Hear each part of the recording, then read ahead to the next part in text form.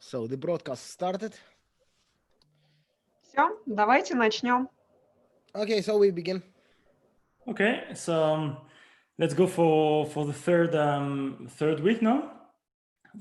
Once again, thanks to those who are connecting again, and happy to have another opportunity to share today. And today we'll talk a bit more about strength and power in the context of training rugby-7s. Спасибо всем тем, кто присоединился, спасибо всем тем, кто наблюдает наши лекции. Вот уже у нас началась 3-я неделя, и сегодня мы будем разговаривать, соответственно, о силе и мощности с прицелом на регби-7. Oh, let's dive into it. You can see the screen properly? Yeah, we do. Good. So the first thing when we talk about strength and power training is, well, it's probably the question around which there is the most amount of knowledge available out there, like whether it's blog, website, books. So on strength and power, right? Yes. Yeah. И мы сегодня как раз разговариваем о той теме, по которой, наверное, наибольшее количество информации, которую можно найти на различных сайтах, блогах, учебниках и так далее. And the first thing we need to do is try to separate from this big amount of knowledge, what is it that we really need to understand and take on to build a good program? Because there is so much information out there that if we don't want to drone and think I should do this and then I should do that, and you kind of understand, you need to understand what are the meaningful informations. И первое, что нам требуется сделать, это, соответственно, из всего этого моря информации, которая существует, вычленить самое важное. Потому что, учитывая, опять же, то количество информации, которое написано по данной теме, мы порой можем взять и запутаться, что нам нужно делать и это, и это, и это. Поэтому прежде всего надо определиться, что же из этого нам требуется. And you can see in that picture, it's a good illustration of it on the left. Someone to describe the situation is giving a lot of very good information, very specific information, but it probably won't save his friend in the situation, where on the right side, just one simple piece of information is doing the job. And when we're going to talk about programming and strength and power, often it's that situation. Yes, there is a lot of technical knowledge, but it's not the most important. You can do things in a more simple way and get the message across to your athlete. И отличным, соответственно, иллюстрацией к тем мыслям, которые мы только что сказали про то море информации, являются вот две данные картинки. Картинка слева показывает нам полноту и точность информации, но вряд ли данная точность информации, когда данный блок падает на голову, спасет жизнь человеку, который стоит под ним. А справа у нас же есть некая просто важная информация, и она с большей вероятностью спасет жизнь. То же самое и с точки зрения силы и мощности. Выделим важные моменты. And when we talk about planning strength or power training in rugby-7, we have to understand that team sports, they belong to complex domain and not complicated one. And I'm going to explain the difference. И опять же, когда мы говорим о командных видах спорта, в особенности про регби-7, они относятся к комплексным видам спорта, но не сложным видам спорта. Сейчас мы разберемся, почему.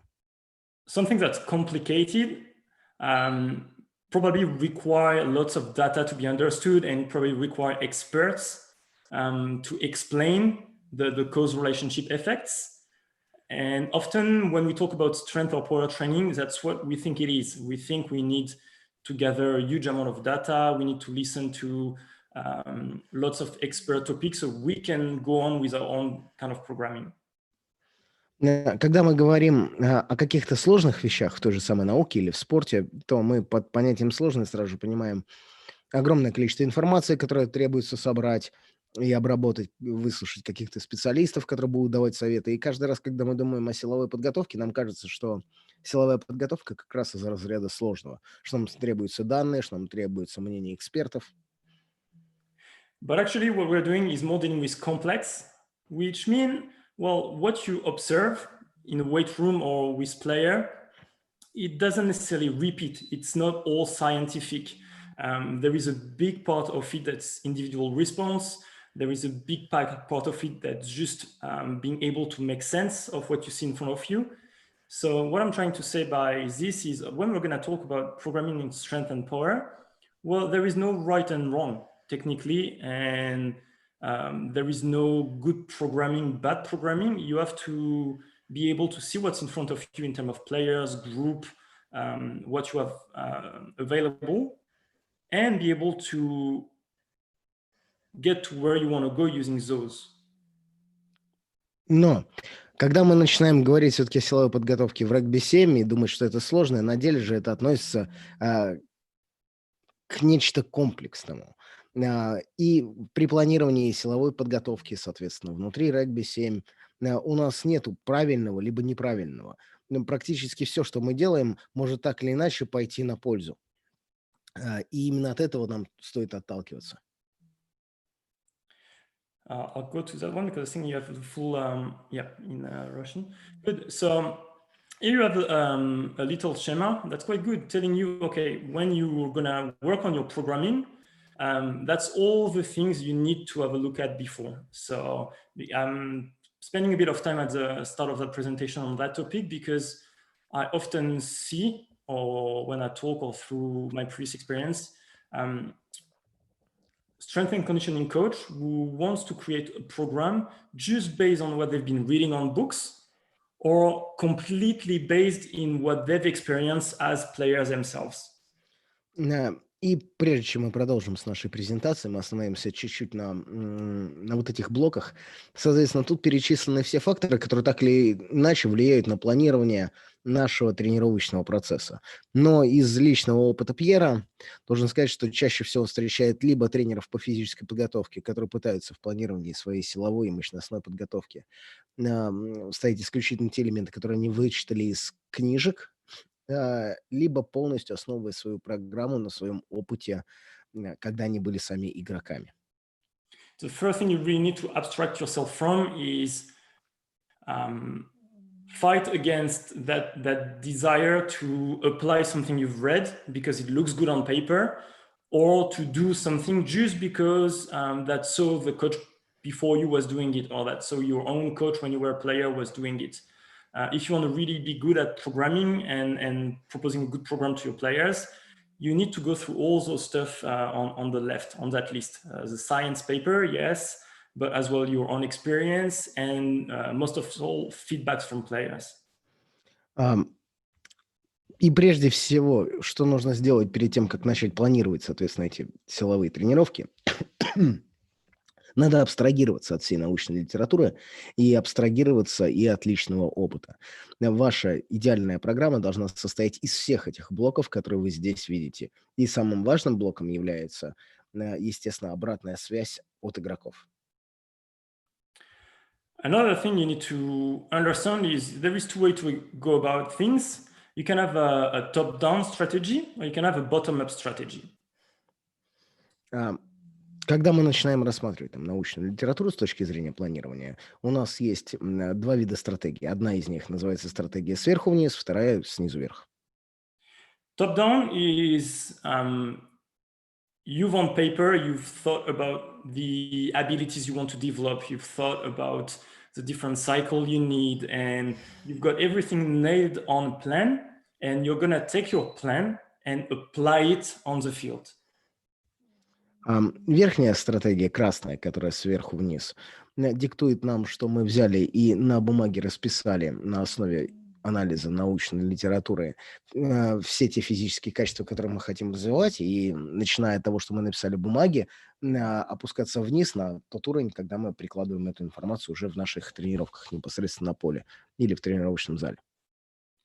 Well, the bottom-up strategy is when you're gonna get onto the field, see where your players are at, what you've got available around you, how's everyone feeling, and from what you're capturing in that moment, you will build your program, if that makes sense. So the other way around, you go from field to taking from the field some kind of theory to guide your program.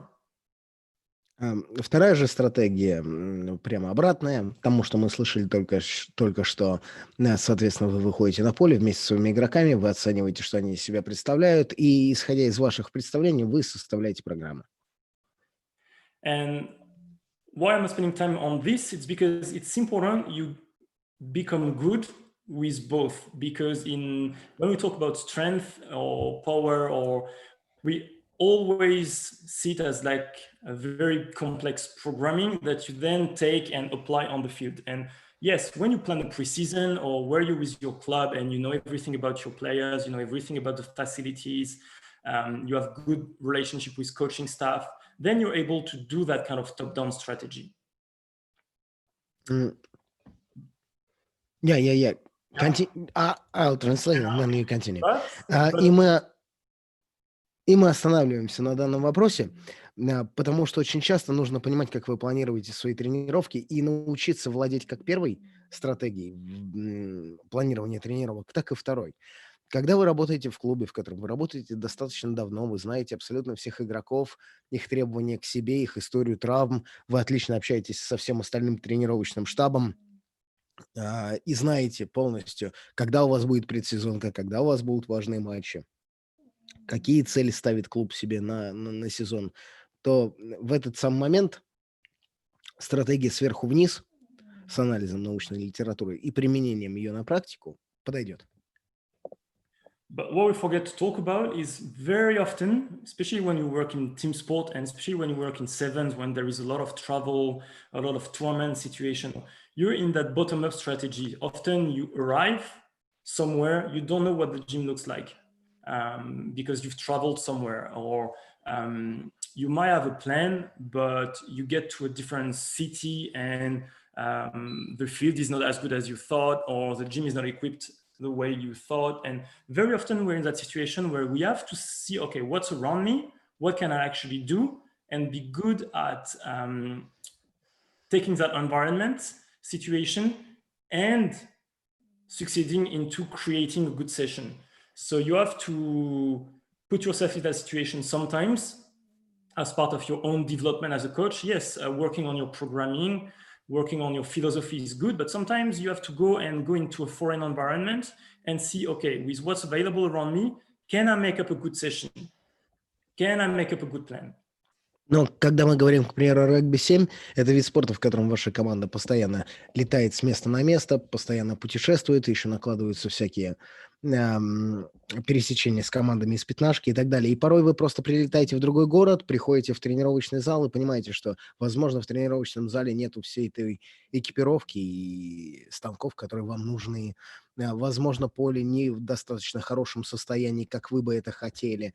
И одним из шагов развития себя как лучше тренера по физической подготовке внутри регби-7 был бы хорошим экспериментом прийти куда-нибудь в какой-нибудь достаточно плохой зал, оглядеться вокруг и подумать: так, здесь нету всего того, что я бы хотел, но как из того, что у меня есть, сделать достаточно хорошую силовую тренировочную сессию.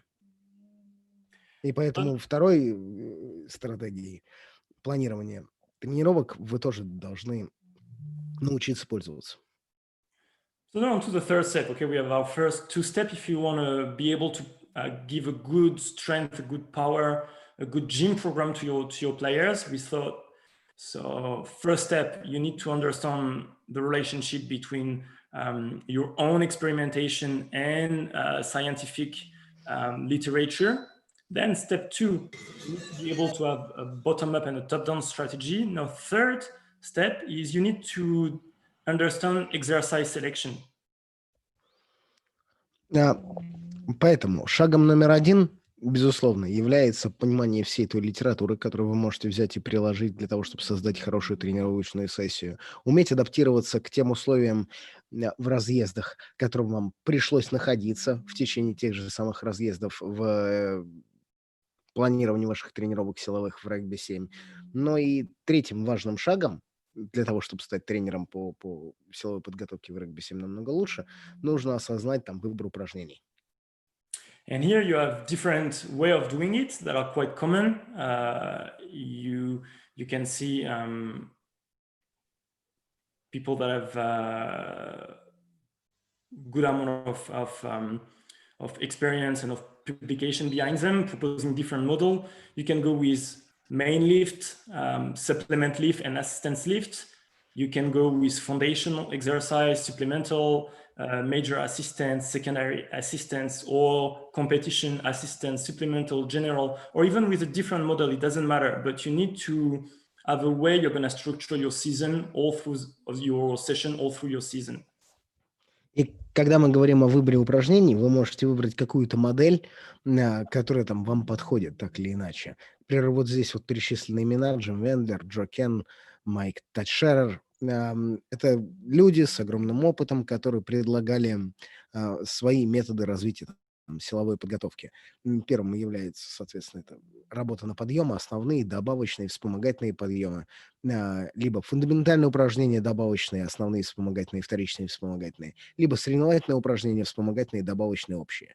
Но даже если вы не берете одну из этих моделей, то вы можете, в принципе, сделать модель самостоятельно. And you need to build for each main lift that you have in your program, what are going to be the vertical variation for them. So for instance, here we see a bench press. You can decide that an overhead press is your supplemental lift, and your assistance might be push-up. It doesn't mean it has to be this, but you need to decide, okay, for a certain main lift, what are going to be my vertical integration from it, my second lift, my third lift, so you can program them later on. И, соответственно, опять же, вы помните из предыдущих лекций понятие вертикальной интеграции. Вы можете взять и определиться с какой-то своей моделью, в которой вы будете определяться с каким-то основным подъемом тяжести, с добавочным подъемом, вспомогательным подъемом. Как, к примеру, если у вас основным упражнением является жим лежа, вы можете еще добавить там жим вверх гантелей и отжимания на кольцах. Не обязательно должны быть именно эти упражнения, просто одни из тех, которые вы можете добавить с точки зрения вертикальной интеграции, которые вы возьмете и спрограммируете. Fourth step, you need to decide how you're going to deal with training prescription. The most common way to do it is through percentage of rep max, but we're going to see there is other way to do it. Четвертое, вы должны понять некий рецепт тренировки перед тем, как ее начинать. Самое простое — спрограммировать тренировку на основании RPM-ов, соответственно, усилий, которые предлагают игроки во время тренировок, чтобы понять, насколько много они могут сделать. You have a person-based approach way to do it, and that's the most common one. It's saying when you prescribe to an athlete a load, say to them, okay, I want you to do those squat at 80% of 1RM, or I want you to do that bench press at 75% of 1RM. Everyone knows that method, the percentage-based approach. So that's RM, that's maximum. That's from rep max, percentage of rep max. So for instance, if my maximal squat is 100 kilo, if I want... 80% is 80 kilos, right? I understand. Соответственно, вы определяетесь с максимальным значением, которое человек может поднять. И самое простое, соответственно, 3 составляющих интенсивности, вы можете начать разговаривать про нагрузку. Вы можете подойти и сказать там своему игроку: я хочу, чтобы ты сегодня сжал там на 80% от своего максимального. Все это прекрасно понимают, как это высчитывается и так далее. The problem with that common way to do it is it only look after the load question, but the load question is not the only component when you want to prescribe weight. You have the amount of exertion, the fatigue in the system, lifting 80% of your maximum. If it's the fourth set or if it's the first set, it's a different feeling here. And it doesn't take into account the intent, which means, okay, if I lift 80% of my max with as intent, having maximum acceleration, going as fast as I can, or if I lift 80% with a slow controlled movement, it's not going to give me the same adaptation. Но проблема с тем, что вы считаете только там максимальные значения, в том, что данный подход рассматривает только нагрузку. К примеру, когда человек выполняет физическое упражнение, оно еще создает определенную определенная усталость, и, соответственно, существует определенное напряжение. И в зависимости от того, что какой это подход, первый или четвертый, на тех же самых там 80%, это будет ощущаться абсолютно по-разному. Так же, как существует намерение. Ам, И в зависимости от этого намерения, к примеру, игрок может начать поднимать эту штангу на максимальной своей скорости, быстро вверх-вниз, да вот, либо его движения будут медленными и контролируемыми. Это создаст абсолютно разные адаптации, возможно, не те, которые вы хотели. Here for the next few slides, there's just the schema is before the text. So I'll go text first and then go back to schema. Следующий слайд у нас со схемой, но мы сначала проговорим текст, а потом вернемся обратно к схеме. So if you're gonna go with person-based approach, here I gave you how to calculate that percentage of 1RM. If you don't want to test the 1RM, if you just use one weight and you want to get the percentage of rep max out of it, so you have the equation. Если вы хотите использовать подход, основанный на процентах, мы сейчас дадим вам, соответственно, формулу, по которой можно взять и рассчитать максимальное. And you have another way to do it is load exertion method, which combine like the actual rep you're doing with rep in reserve concept. So you can guide your athlete or your planning using how many reps you think he has in reserve for a certain percentage. Get back to the previous slide once again. So yeah, I just translate this. Но если вы не используете подход, основанный на процентах, вы еще можете использовать метод нагрузки напряжения. То есть вы берете и объединяете максимальные усилия вместе с резервными повторениями. И как раз на предыдущей схеме, которую мы сейчас посмотрим, даны примерные значения вот этих резервных повторений, объединенных с максимальными усилиями. Yeah, let's get back to the schema. Just quickly, it's for you to have somewhere handy. It's just a command table. So on that table, you can see for a certain percentage of 1RM, how many repetitions you should be able to have in reserve. So for instance, if I do a lift at 100% of my maximal weight, I only have one rep possible. Now, if I take it to 70%, maximally I can do 13 reps. But if I want to go one rep short of this, I only have to do 12. Does that make sense? So you can tell to your athlete, no, okay, I want you to work with, for instance, 70% of your max, and I want you to do 10 reps. If you do this, in terms of fatigue, you know he has 3 more reps in reserve. And if suddenly he struggles, you can push him to a different percentage. Does that make sense? It gives you a bit more indication. Как это дело работает? Соответственно, вы видите данную табличку. Слева указано максимальное усилие. К примеру, 100% максимальное усилие, значит, он может сделать одно повторение.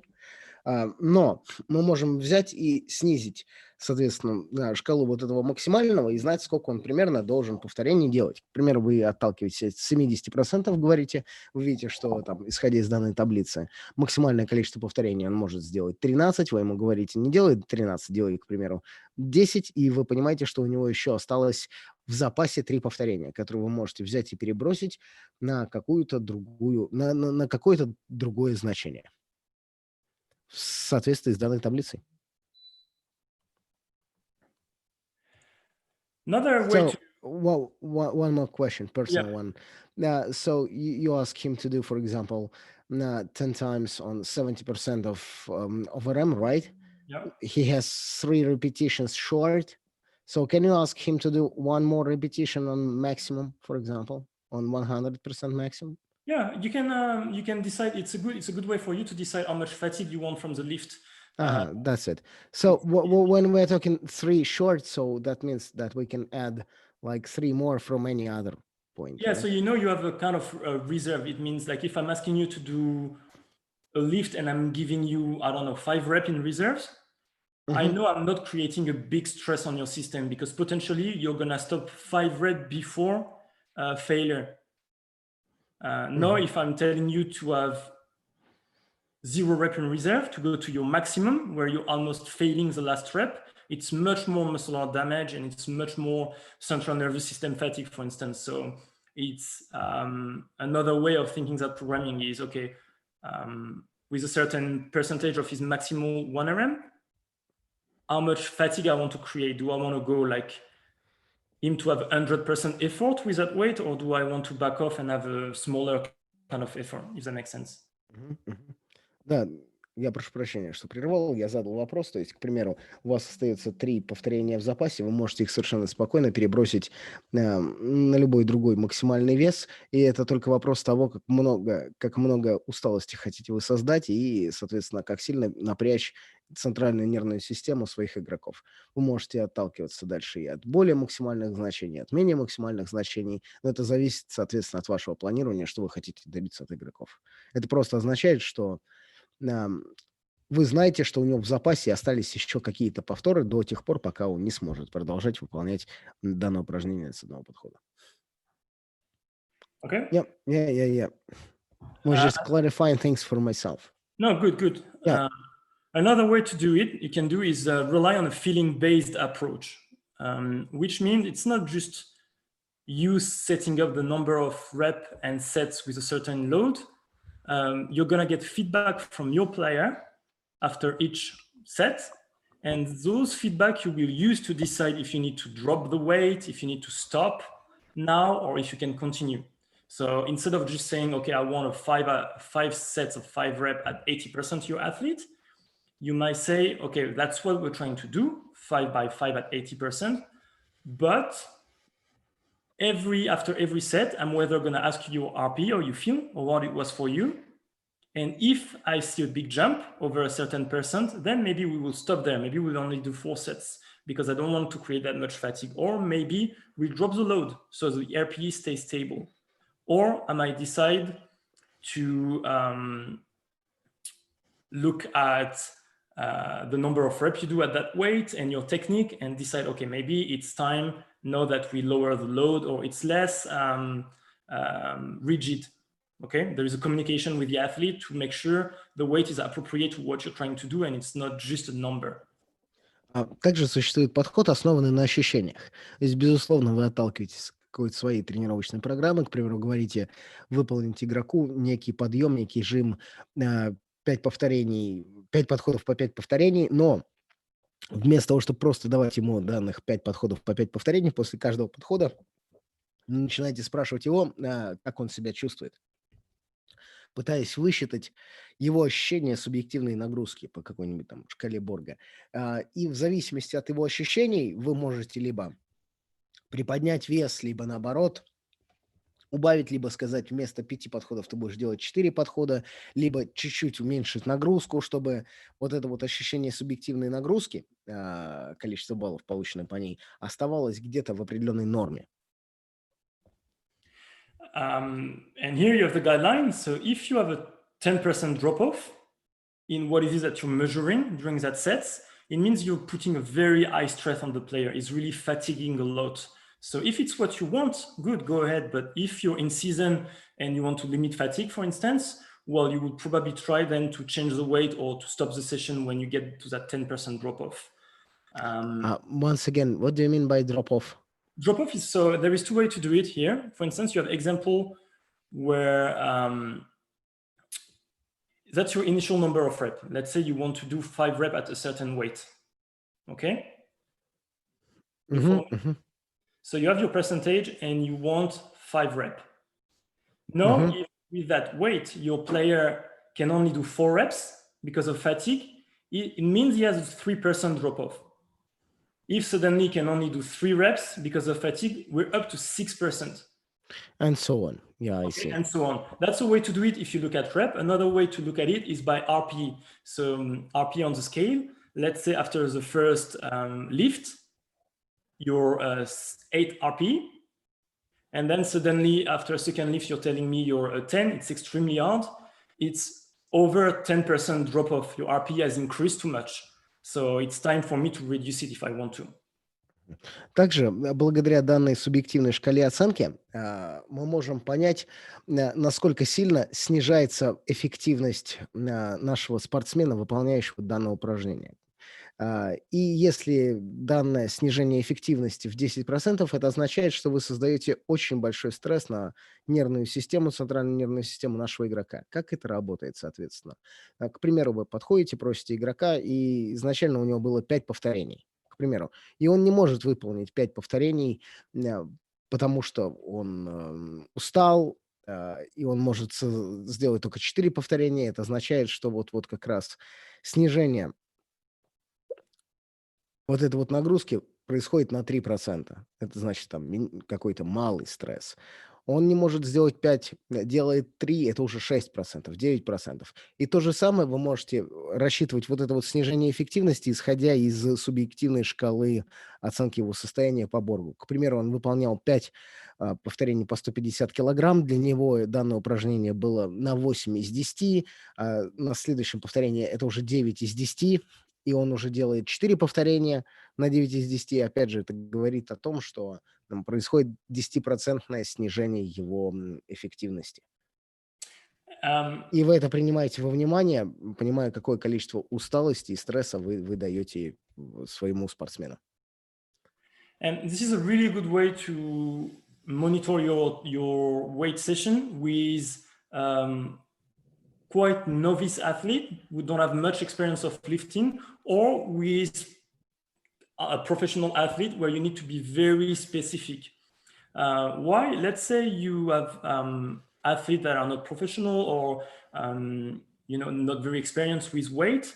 Maybe you didn't have an opportunity to test them to really know the percentage of maximal repetition, or you're not sure of their state of physical ability, because if they do a work outside of training, or if you don't have much control over them, you don't really know if they're coming into your session being tired, being like ready to go. So just saying do 5x5 at 80% might mean a lot of different things.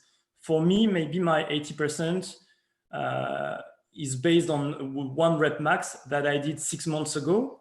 And no, I'm not that strong because I feel really tired today. Or maybe, you didn't test me for a long time, and no, I feel much stronger, and that 80% is way too light for me. By allowing that drop-off concept, you're avoiding to put people into too much stress or injury situation because they're just trying to do the number of reps with the weight you told them. You give them the opportunity to modify. Let me translate this, and then you'll tell about the precise training prescriptions for super professional athletes, right? Yes. И данный подход, вот прописывание данных тренировок, основанных на данной субъективной шкале оценки, еще учитывая вот эти вот проценты снижения эффективности, отлично подходит для двух ситуаций. Первая ситуация — это когда вы работаете с каким-то новым спортсменом, который только пришел к вам в команду, или когда он еще там, соответственно, новичок или не является профессионалом-любителем, либо когда вы работаете с суперпрофессиональным спортсменом, где все тренировки для него должны быть выверены в процентах. К примеру, вы работаете с этим самым новичком, вы просите его сделать 5 подходов по 5 повторений на 80% от максимального. И, учитывая данную шкалу, вы видите, как он выполняет данное упражнение. Возможно, данное максимальное у него было рассчитано в прошлый раз полгода назад, и теперь оно для него либо слишком тяжелое, либо слишком легкое. Но, учитывая вот данные проценты снижения эффективности, которые вы можете взять и рассчитать, видя, насколько он повторений делает меньше, или он насколько сложно оценивает ам, по субъективной шкале Борга тяжесть выполнения данных упражнений, вы делаете это все таким образом для того, чтобы он не попал в критическую ситуацию, не получил травму и чувствовал себя достаточно хорошо. Благодаря вот данным всем процентам вы можете оценивать ту нагрузку, которую вы им даете, ради правильного предписания данной тренировочной активности. Yep, yeah, Yeah. continuing. And why is that really good with professional athlete or in season? For instance, you have to know that the central nervous system takes about 9 times longer to recover than muscle fatigue or soreness. So being precise for this is very important. And what I mean by that is, let's say you want to keep your strength, because we'll talk about this later. You want to maintain strength in season, and you're programming a session for your players to do a 3x3 at 80%, for instance, or 85%. All you want from this is a little bit of stimulus, but you want to have a really low stress. You don't want to go and get them anywhere near maximal effort sensation. Well, maybe a player hasn't recovered as well as you thought. And if you don't use that drop-off percentage, let's say, behind your back, you see that player is struggling on the second rep out of 3, where he should be able to do those 3 reps easy. If you keep pushing him through the session as you planned, you're gonna touch on central nervous system fatigue. And maybe you won't be recovered for the next game. Whereas with that method, you can see, have a look, okay, what's 1 rep less in my percentage drop-off if I plan for 3 reps? 4%. Where did that push me? Above low stress. I'm into medium stress. That's not what I want. So I'm gonna just drop his weight on the barbell, or tell him to even stop the session here. You've done 2 sets instead of 3. Why? No big deal. Okay, we got what we wanted. But you don't create that fatigue that's potentially negative. Опять же, мы знаем, что центральная нервная система восстанавливается в 9 раз более долго, чем мышечная усталость. И, к примеру, ваш там игрок находится в течение сезона, ваши тренировки находятся в течение сезона. Возможно, вы распланировали какую-то тренировку для того, чтобы какие-то качества у него становились лучше, либо, возможно, вы хотите просто поддерживать силу, либо просто хотите давать какой-то определенный небольшой стимул, чтобы не создать дополнительного стресса и усталости перед какой-нибудь важной игрой. И если вы не учитываете данную систему снижения эффективности, которая рассчитывается вот по данным формулам, исходя из того количества повторений в подходах, которые вы даете, то вы можете в какой-то момент начать перегружать ему эту центральную нервную систему, которая, возможно, еще не успела восстановиться. К примеру, он сделал 2 подхода, он сделал это достаточно быстро, он не может выполнить еще один там подход на то количество повторений, которое есть. Вы начинаете смотреть, какое же изначально было количество у вас повторений. К примеру, 4 повторения, он не может выполнить еще одно. Это означает, что у него 4% снижения эффективности вот этой нагрузки. И это ставит его куда-то между малым стрессом и средним стрессом. Вы можете начать сбрасывать вес с грифа, либо просто остановить тренировку на этом самом моменте, потому что прежде всего он должен был быть готов к следующей игре и не создать там достаточно большое количество стресса в зависимости, опять же, от вашей там системы и планирования подготовки, которую вы хотели. Но вот данные все системы и схемы и таблички отлично подходят для того, чтобы мониторить прогресс, развитие и количество усталости, которое вы создаете. Окей, Pierre, let's translate not like 5 minutes and 5 minutes. Yeah, too long. Yeah. Just, A little just stop. I'll give you more stops. Yeah, that's it. But I did all right. Good stuff. And another way to do it, I won't spend too much time on that one, because to go with that method, you need to invest in equipment. Yeah, we need a force platform. Следующий шаг, соответственно, на котором мы очень сильно останавливаться не будем, потому что для того, чтобы данный подход реализовывать, нам надо все-таки взять и проинвестировать внутрь нашего оборудования, которое у нас есть. Нам нужно закупить очень хорошее оборудование. But just know that it exists out there equipment that allows you to measure the velocity of barbell when you lift, and using those data can allow you to program the exact weight you want for every qualities. So there is a certain speed the barbell should go if you want to do pure starting strength. There is a certain speed the barbell should go if you want to do power, for instance, and you can use this. Несмотря на то, что мы на этом останавливаться не будем, вы должны знать, что существуют такие такие приборы, которые могут брать и рассчитывать скорость поднятия грифа. И в зависимости от скорости поднятия грифа, там существуют огромные длиннющие таблички, которые позволяют вам рассчитать в точности, какой вес вам нужен и как его тот или иной игрок поднимает для того, чтобы развить то или иное физическое качество. Сколько нужно для того, чтобы развивать его начальную скорость, сколько нужно для того, чтобы развивать мощность и так далее.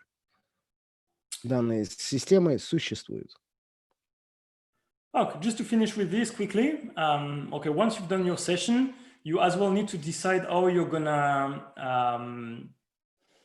calculate the load of every session to make sure you don't overtrain your players or to make sure you're not under-training them. Опять же, каждый раз, когда вы там провели свою тренировку, у вас должны быть какие-то определенные метрики, по которым вы можете оценить нагрузку вашей тренировочной сессии, чтобы убедиться в том, что вы их не недотренировали и не перетренировали. I gave you the three most common methods to do it. There is no right or wrong. It can depend on the time you have available or what you prefer. A very basic one is tonnage that people use a lot all around the world. Just multiply the load by the number of reps. But there is other ones. Опять же, вот есть там 3 основных метрики объема, которые вы можете использовать, объема ваших тренировок. К примеру, тоннаж, который используют по всему миру. С ним все очень просто. Вы просто берете и умножаете количество повторений на нагрузку, на вес. And a good one to use is INO, intensity of lift. You calculate it by dividing the number of lifts that you've done. So if I've done a set of 5 reps, it's 5 here. And doing 100 minus 100 by the percentage of 1 RM. So if I did 5 reps at 80%, it would be 5 divided by 100 minus 100 by 80. Okay. That's divided. And yes. Once again, and now that's 5 divided by 100 minus divided 100 by 80. Okay, yeah. And И другим методом, которым стоит тоже пользоваться, соответственно, это интенсивность подъема отягощения, так называемый по-английски I know. И он рассчитывается по определенной формуле. Количество подъемов, деленное на 100, минус 100, деленное на одно максимальную, которую вы давали, к примеру, 80.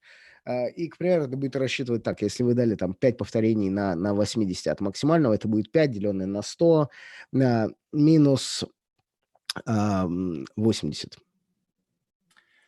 So by taking the total amount of lift, so for instance, if you've done a 5 by 5, well, then that's 25 lift. And doing that equation, you're going to end up with a number. And that number, you can compare it to that table and know if you've done a really big session or if you've done like an okay session or maybe a session a bit too light. And if you do this exercise per exercise for your session, you'll have an understanding of how hard that session was overall and what exercise you've maybe overtrained or undertrained. Good way to do it. Do you summarize INOs? So, for example, you got 5 repetitions, so that's 5 divided by what, 20, right? So that's 0.4, right? Am I right in that? Why divided by 20? So because 100 minus 80 is 20, no? So for instance here, if you've done a 5, it's per exercise. So your exercise 1, you did 5 by 5. Let's say it's your squat. Here so that's 25, right? Total. And here's the percentage you've used. So if you've used 80%, that's 80. Yeah, okay? So that's 25 divided by 20, right? Yeah. That's I understand. Yeah, that's it. Okay. Опять же, данная формула рассчитывается из общего количества подъемов. То есть, к примеру, если вы дали... Can you get back to the previous slide? Yep. Thank you much. То есть, к примеру, она высчитывается за упражнение. Если вы дали 5 подходов по 5 повторений на 80%, это будет 25 деленное на 20, то есть 25 деленное на 100 минус 80. И дальше вы можете брать и соотносить ту нагрузку, которая давалась вам, которую вы давали своим спортсменам, с данной табличкой, которую вы видите слева, либо слева по-английски, либо справа по-русски, которая нам показывает какое-то число. То есть меньше 0,4, вот данный коэффициент интенсивности подъема отягощения, что это слишком мало повторений, было недостаточно стимула, либо больше 2, это было там очень жестко. И исходя из этого, вы еще можете взять и рассчитать еженедельные тренировки по шкале интенсивности вот этих вот подъемов. One thing we just touch on is when you're going to compare individual. You want to know if your player A is better than your player B or those kind of things. Don't use relative strength because it's biased toward lighter weight, as you can see here. If you calculate things by saying, okay, it's all body weight related, then you're going to give an advantage to your lighter player. So it's not the best way to go about it. Также порой вы начинаете сравнивать своих спортсменов, которые так или иначе выполняют какие-то упражнения, но вам не стоит использовать относительную силу, потому что ваша формула будет предвзята по отношению к игрокам с меньшим весом тела. Но сила не увеличивается в соответствующей корреляции с данным весом тела. And what do you do if you are not doing the relative strength? It's just better to use total system load and external load multiplied by each other. Total system load is how much body weight have contributed to the movement. So it's different. We talked about it, you remember, when we did the speed presentation a little bit. Yeah. On a squat, your total system load is about 30% of your body weight. But obviously on bench press, it's less because you're not supporting your own body weight. So then you can go and find table to know those You loads, said. multiply those by the external load. It's better than just taking the body weight. Мгм. И, соответственно, когда вы сравниваете так или иначе своих спортсменов, опять же, мы на этом останавливались в предыдущей нашей лекции по скорости, говорили, что вы можете взять и загуглить данные таблички, потому что этих табличек множество, и когда вы сравниваете их, можете отталкиваться либо от общей системы нагрузки, либо от внешней нагрузки, которая рассчитывается в процентах, соответственно, от максимального и там в зависимости от различного упражнения. И вот если вы используете данные методы оценки нагрузки, так вот уже лучше будет сравнивать людей друг с другом. Но если вы начинаете сравнивать по формулам относительной силы, которые привязаны к весу тела спортсмена, то предвзятость будет на стороне более легких игроков. Хотя линейной зависимости здесь не существует. Okay. In those next few slides, I won't talk through them. I've put them for you to have it and be able to use it. It's simply I would say the guideline. The guideline. For novice lifter, for intermediate lifter, and for advanced lifter. So if you have a group and you're not really sure if they're novice, advanced, or in between, you can go and look at those guidelines and make sure what you're doing matches their level. Дальше у нас идет 6 слайдов, соответственно, как выглядит силовая тренировка у новичков, у средних и у более продвинутых спортсменов, соответственно, в зависимости от того, насколько быстро, хорошо, активно они поднимают эти самые тяжести. Мы не будем проговаривать данные слайды, они будут в любом случае у вас после высланной презентации. Если вы не очень сильно уверены, на каком уровне находится ваш спортсмен прямо сейчас, вы можете пройтись по этому гайдлайну, соответственно, вот по этим положениям и увидеть, что они делают так или не так. По сути, это какие-то пункты, по которым их можно отличить. And are these guidelines work similar to men and women altogether? Yes, So yes. It's very. It doesn't matter, right? Yes, it's very, very general things. Like for instance, when you have a novice athlete, it doesn't need as much recovery. You can do many more sessions. If it starts feeling really tired and you see he cannot do as many sessions as before, it's probably because he's improving and you have to push him toward intermediate program.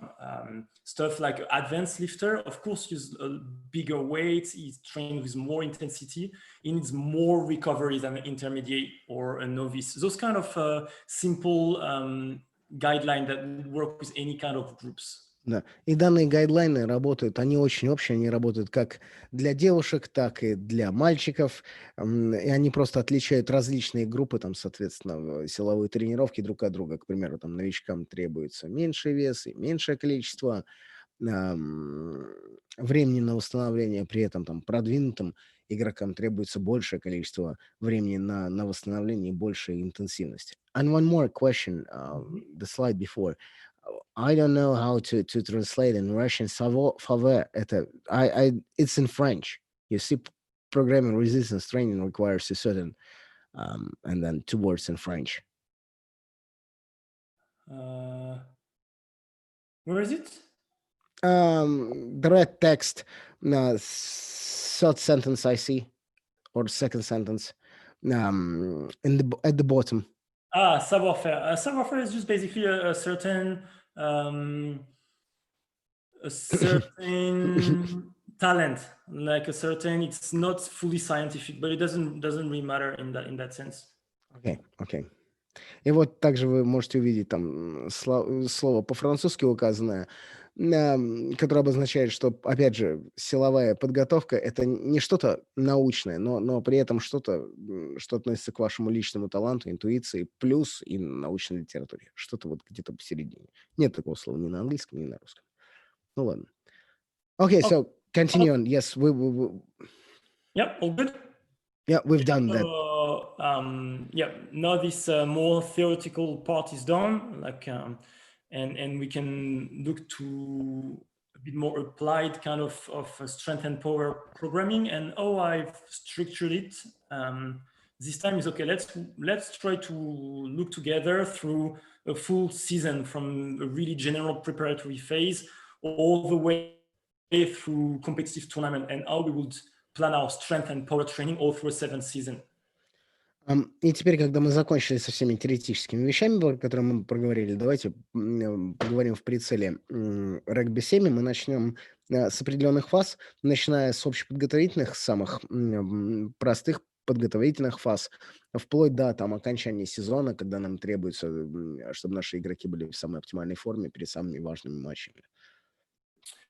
Okay, let's start with general preparatory phase. Начнем с общеподготовительной фазы. And okay, let's say first day, you finally getting your players back to training after some off periods, some holidays. What is the very first things you need to do? И вот ваши игроки вернулись, соответственно, после каких-то выходных, после каких-то каникул, и они начинают свою общеподготовительную фазу. И первое, что вам нужно сделать, это... Well, the answer is not testing them for their strength or anything like this. What the first thing you should do is some kind of anthropometric profiling. И первое, что они делают, когда приезжают к вам, нет, они ни в коем случае не сдают тесты на силу или мощность, а вы заполняете некий профиль их антропометрии. For your position, your height, what should be your body weight, and what should be your ratio between muscle mass and fat mass. Now, what do you mean by position? That's Well, it means like in 7, there is not much difference between forward and back, but maybe a forward, you can allow him to be a little bit more fat because he has more collision than a back, for instance. Yeah, I understood. И вы заполняете данный профиль их антропометрии в зависимости от ряда показателей, от их возраста, роста, веса, индекса массы тела и, соответственно, их амплуа. Мы понимаем, что в семерке понятие амплуа очень сильно размазано, но, возможно, у первых трех игроков чуть большее количество столкновений, им позволено быть чуть больше, чем всем остальным. And you don't need fancy equipment. You don't need to spend lots of money to get your players to do assessment in a clinic or anything. You just need to know about skin folds. About what? Skin folds. It's a method. There is some area in the body that you can measure their density. So for instance, around the triceps, or there is many of them. And by measuring this, you know how much body fat, how much muscle. Для того, чтобы это сделать, вам не требуется дорогостоящее оборудование или дорогостоящее обследование в различных клиниках. Вам нужно просто знать несколько подходов, как вымерить, соответственно, количество подкожного жира в зависимости от различной части тела. Для этого существует множество различных способов. Вот, там всякие трицепсы и так далее. Will you show it or they Google the skin fold? Do I have it right somewhere? I'm not sure I wrote it somewhere. If not, I'll send.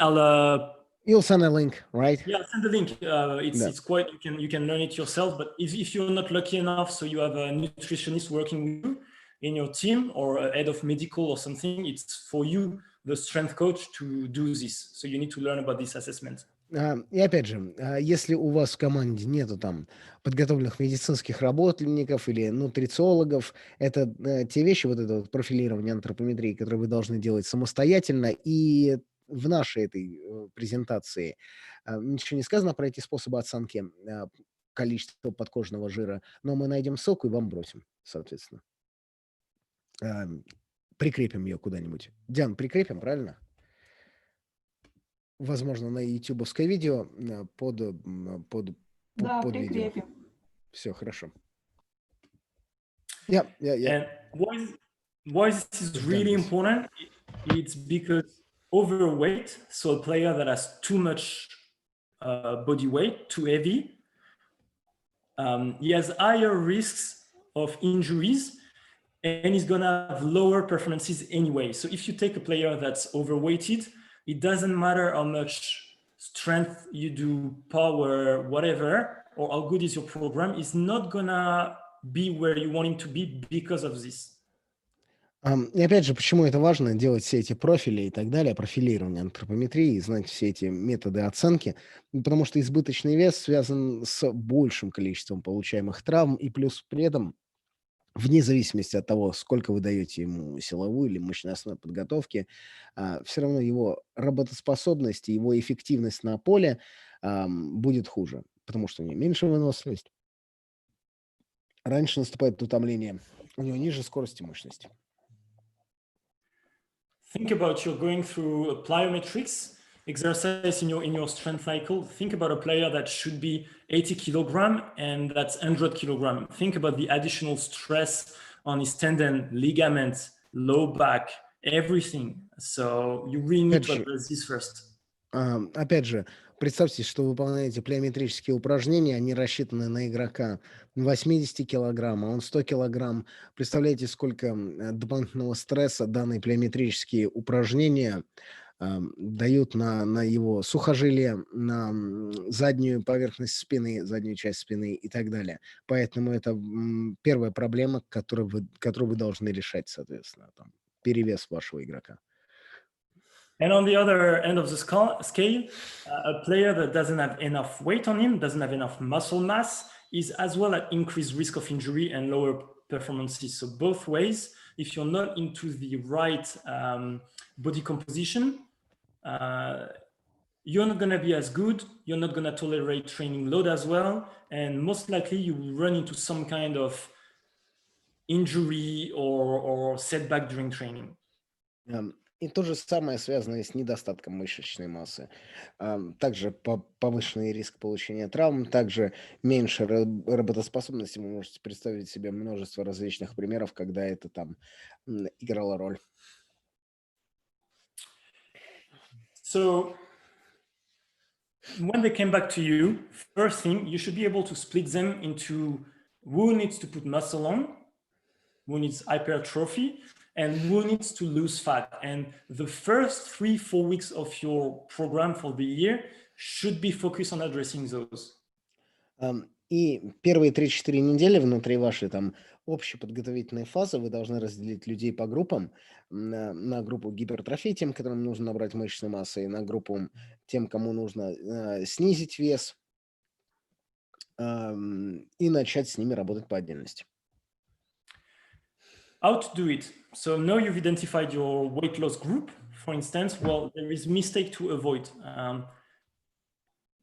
Don't try to deal with the overweight by giving them long aerobic continuous session, like telling them, okay, before our session every day, you will come and you go on a bike and you just bike for 45 minutes or 50 minutes.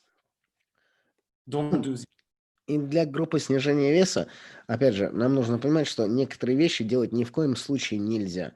К примеру, как длительные непрерывные занятия аэробикой, когда вы подходите и говорите своим игрокам, так, приходи за 45 минут до начала тренировки, садись на велосипед и 45 минут крути педаль на велосипеде. Такого делать ни в коем случае нельзя. Why? Because you're adding fatigue, you're adding energy expenditure. And if you're in the context of pre-season training, all that's going to do is get them into a higher state of fatigue and eventually even increase their food intake. So they will go into a vicious cycle. It's not going to help their performances through pre-season. It's not going to make them ready to go to the next phase of the season. Да, и это приводит к неправильным последствиям. Во-первых, вы создаете намного больше усталости для этих игроков. И, скорее всего, вы подстегиваете их желание потреблять энергию, то есть есть. И они попадают в этот непрерывный порочный круг, и в итоге потом выходят на следующий уровень подготовки после предсезонной этой фазы, не подготовившись из-за количества накопленной просто усталости. The other mistake is to say, well, okay, if you need to lose weight, come on days off to do additional session. Well, it's not a good idea either because they already have a lot of training during the preseason. If you make them come on day off, when is their opportunity to recover? Так же, как очень плохой идеей будет добавлять таким игрокам дополнительные тренировки в течение выходных. Это предсезонная подготовка, подготовительная фаза, и они и так выполняют огромное количество различного труда в тренировочном зале, на поле. И если вы начинаете ставить для них индивидуальные тренировки в тренировочном зале, то вы не даете им возможности восстанавливаться. Это тоже часть процесса. What you can do instead is use field session when they're out there and they're doing rugby session. At that stage, you can take 10-15 minutes at the end of those field sessions to do some blow-up session. It might be Tabata, 8 time, 10 seconds working as hard as you can, 20 seconds off. Or it can be some kind of CrossFit style circuit that would not last too long, but at really high intensity, just to finish off the session. Но что вы можете делать, если вы не можете делать предыдущие длительные непрерывные занятия аэробикой, либо дополнительные занятия по выходным? Вы можете добавлять какие-то дополнительные задания в конце тренировок, которые уже происходят. К примеру, у вас была тренировка на поле, и вы в стиле табаты даете еще дополнительные 10 минут, когда все остальные игроки из другой группы уже там разошлись. Либо вы можете добавить некий кроссфит стиль, то есть небольшую круговую тренировку, которая не длится не больше там 15-20 минут, но по окончании какой-либо тренировки.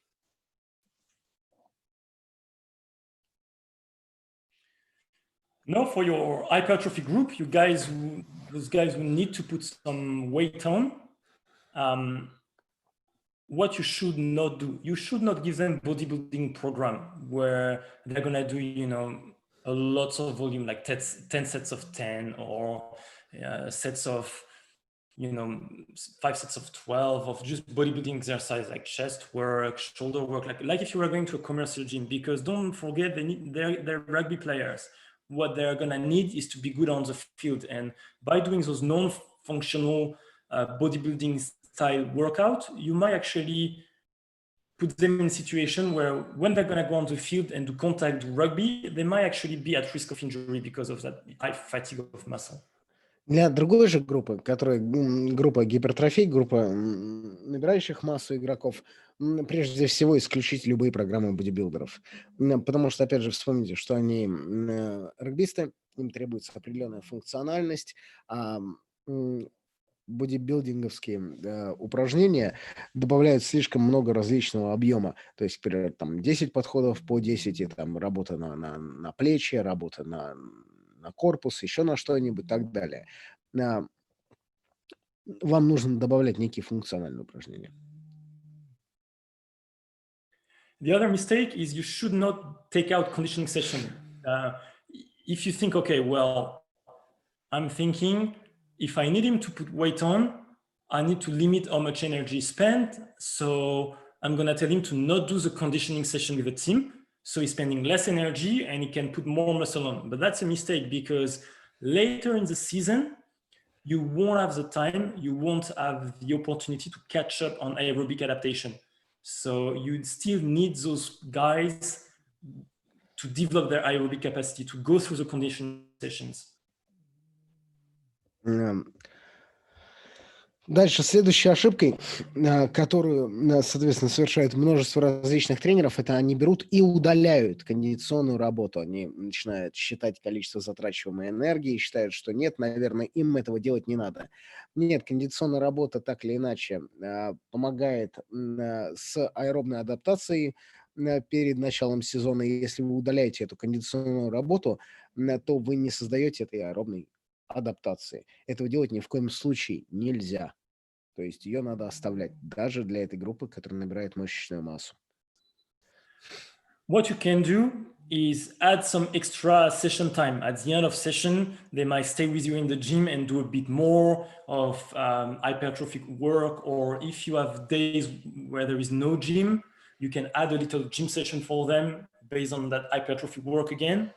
Or you can give them more time between their conditioning sessions. So if the group is doing conditioning on Monday, Wednesday, Friday, for instance, maybe those guys will miss the Wednesday, still do Monday and Friday, but have a bigger period of recovery in between. So more opportunity to put muscle on. Так что же стоит делать для этой группы, которая набирает мышечную массу?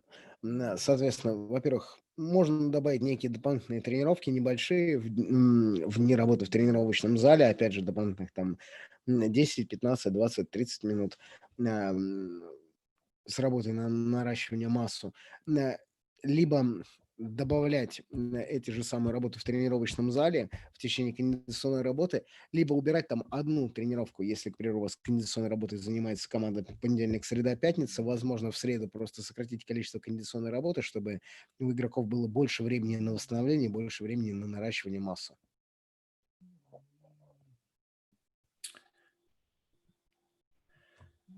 So let's say we're in off-season, pre-season phase, general preparation, 18 to 10 weeks or so pre-tournament. Your focus should be on developing physiological system. The specificity of something is going to be low, which means we don't really care if what we're doing in the gym looks like rugby-7. We want to maximize strength development, power development. The volume of training and the variety of training is going to be high. We're going to do many sessions and change the exercise often. You want me to stop there maybe? Окей. Вот у нас, соответственно, общая подготовительная фраза. Вот у нас есть определенный гайдлайн. Он у нас начинается за 18 недель до соревнований, до определенных. И наше, прежде всего, внимание должно складываться на развитии физиологических систем. У нас будет достаточно низкая специфичность данных тренировок внутри данной фазы. И если мы работаем в зале, неважно, что данное упражнение не выглядит как упражнение для регби-7. То есть мы не пытаемся в данную фазу максимизировать силу или мощность. Так же, как у нас будет достаточно большой объем наших занятий и очень высокая вариативность, что означает, что мы будем менять наши упражнения достаточно часто. And you see, at a general sense, we will go from a general preparation with low specificity, general preparatory exercise, to increase specificity as we go toward the start of the season.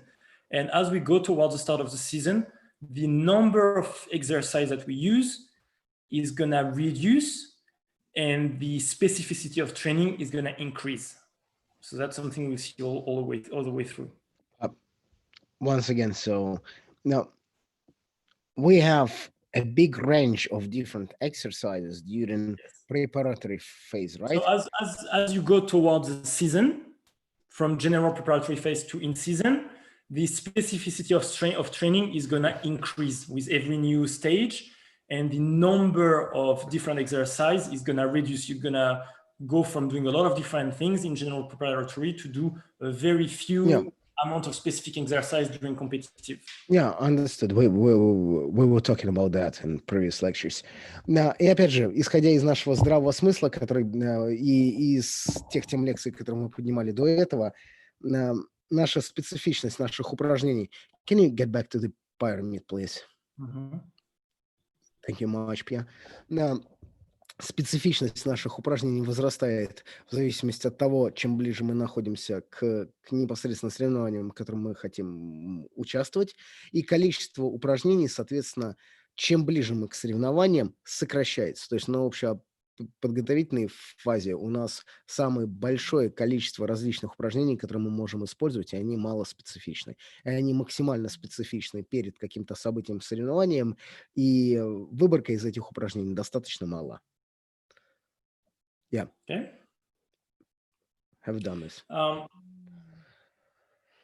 During your general preparatory phase, aside from wanting to dissociate who's going to need some extra session to lose weight, who's going to need some extra session to put weight on, your main focus is going to be to develop maximal strength. That's the first requirement. During the preparatory phase, right? Yeah, we're still in the same phase here. General preparatory phase, the very first phase. What you want from the gym training is increase of pure maximal strength. Опять же, в этой общеподготовительной фразе мы разбили людей по группам, они там свое отзанимались, но основной целью нашей общеподготовительной фазы является развитие силы. And there is two ways to do this, as you can see. To get an increase of maximum muscle strength, it can come from hypertrophy work. So you put more muscle, you have more cross-sectional area in your fibers, and then those structural adaptations will result in increase of maximal strength. That's the first way to do it. Как же мы можем взять и начать развивать силу? Нам требуется максимум мышечной силы.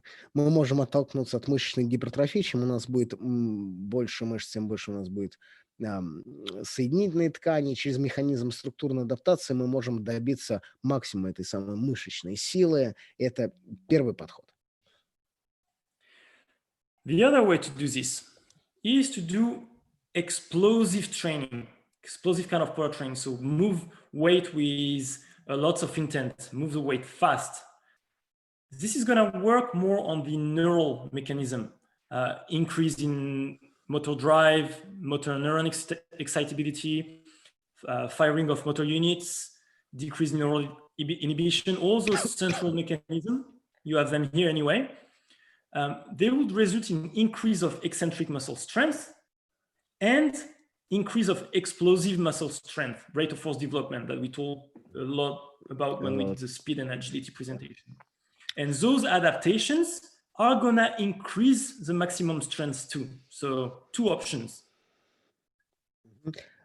Второй же подход, при помощи которого мы можем развить силу, это тренировка взрывной силы. И в отличие от мышечной гипертрофии, она отталкивается не от механизма структурной адаптации, а от механизма нервной адаптации. Эта нервная адаптация, соответственно, увеличивает центральный нисходящий импульс, увеличивает возбудимость мононейронов, увеличивает включение двигательных единиц и нервное торможение, и она приводит к развитию эксцентрической мышечной силы и взрывной мышечной силы, которая отвечает за скорость развития силы, про которую мы говорили с вами очень долго в предыдущей лекции на скорость и ловкость.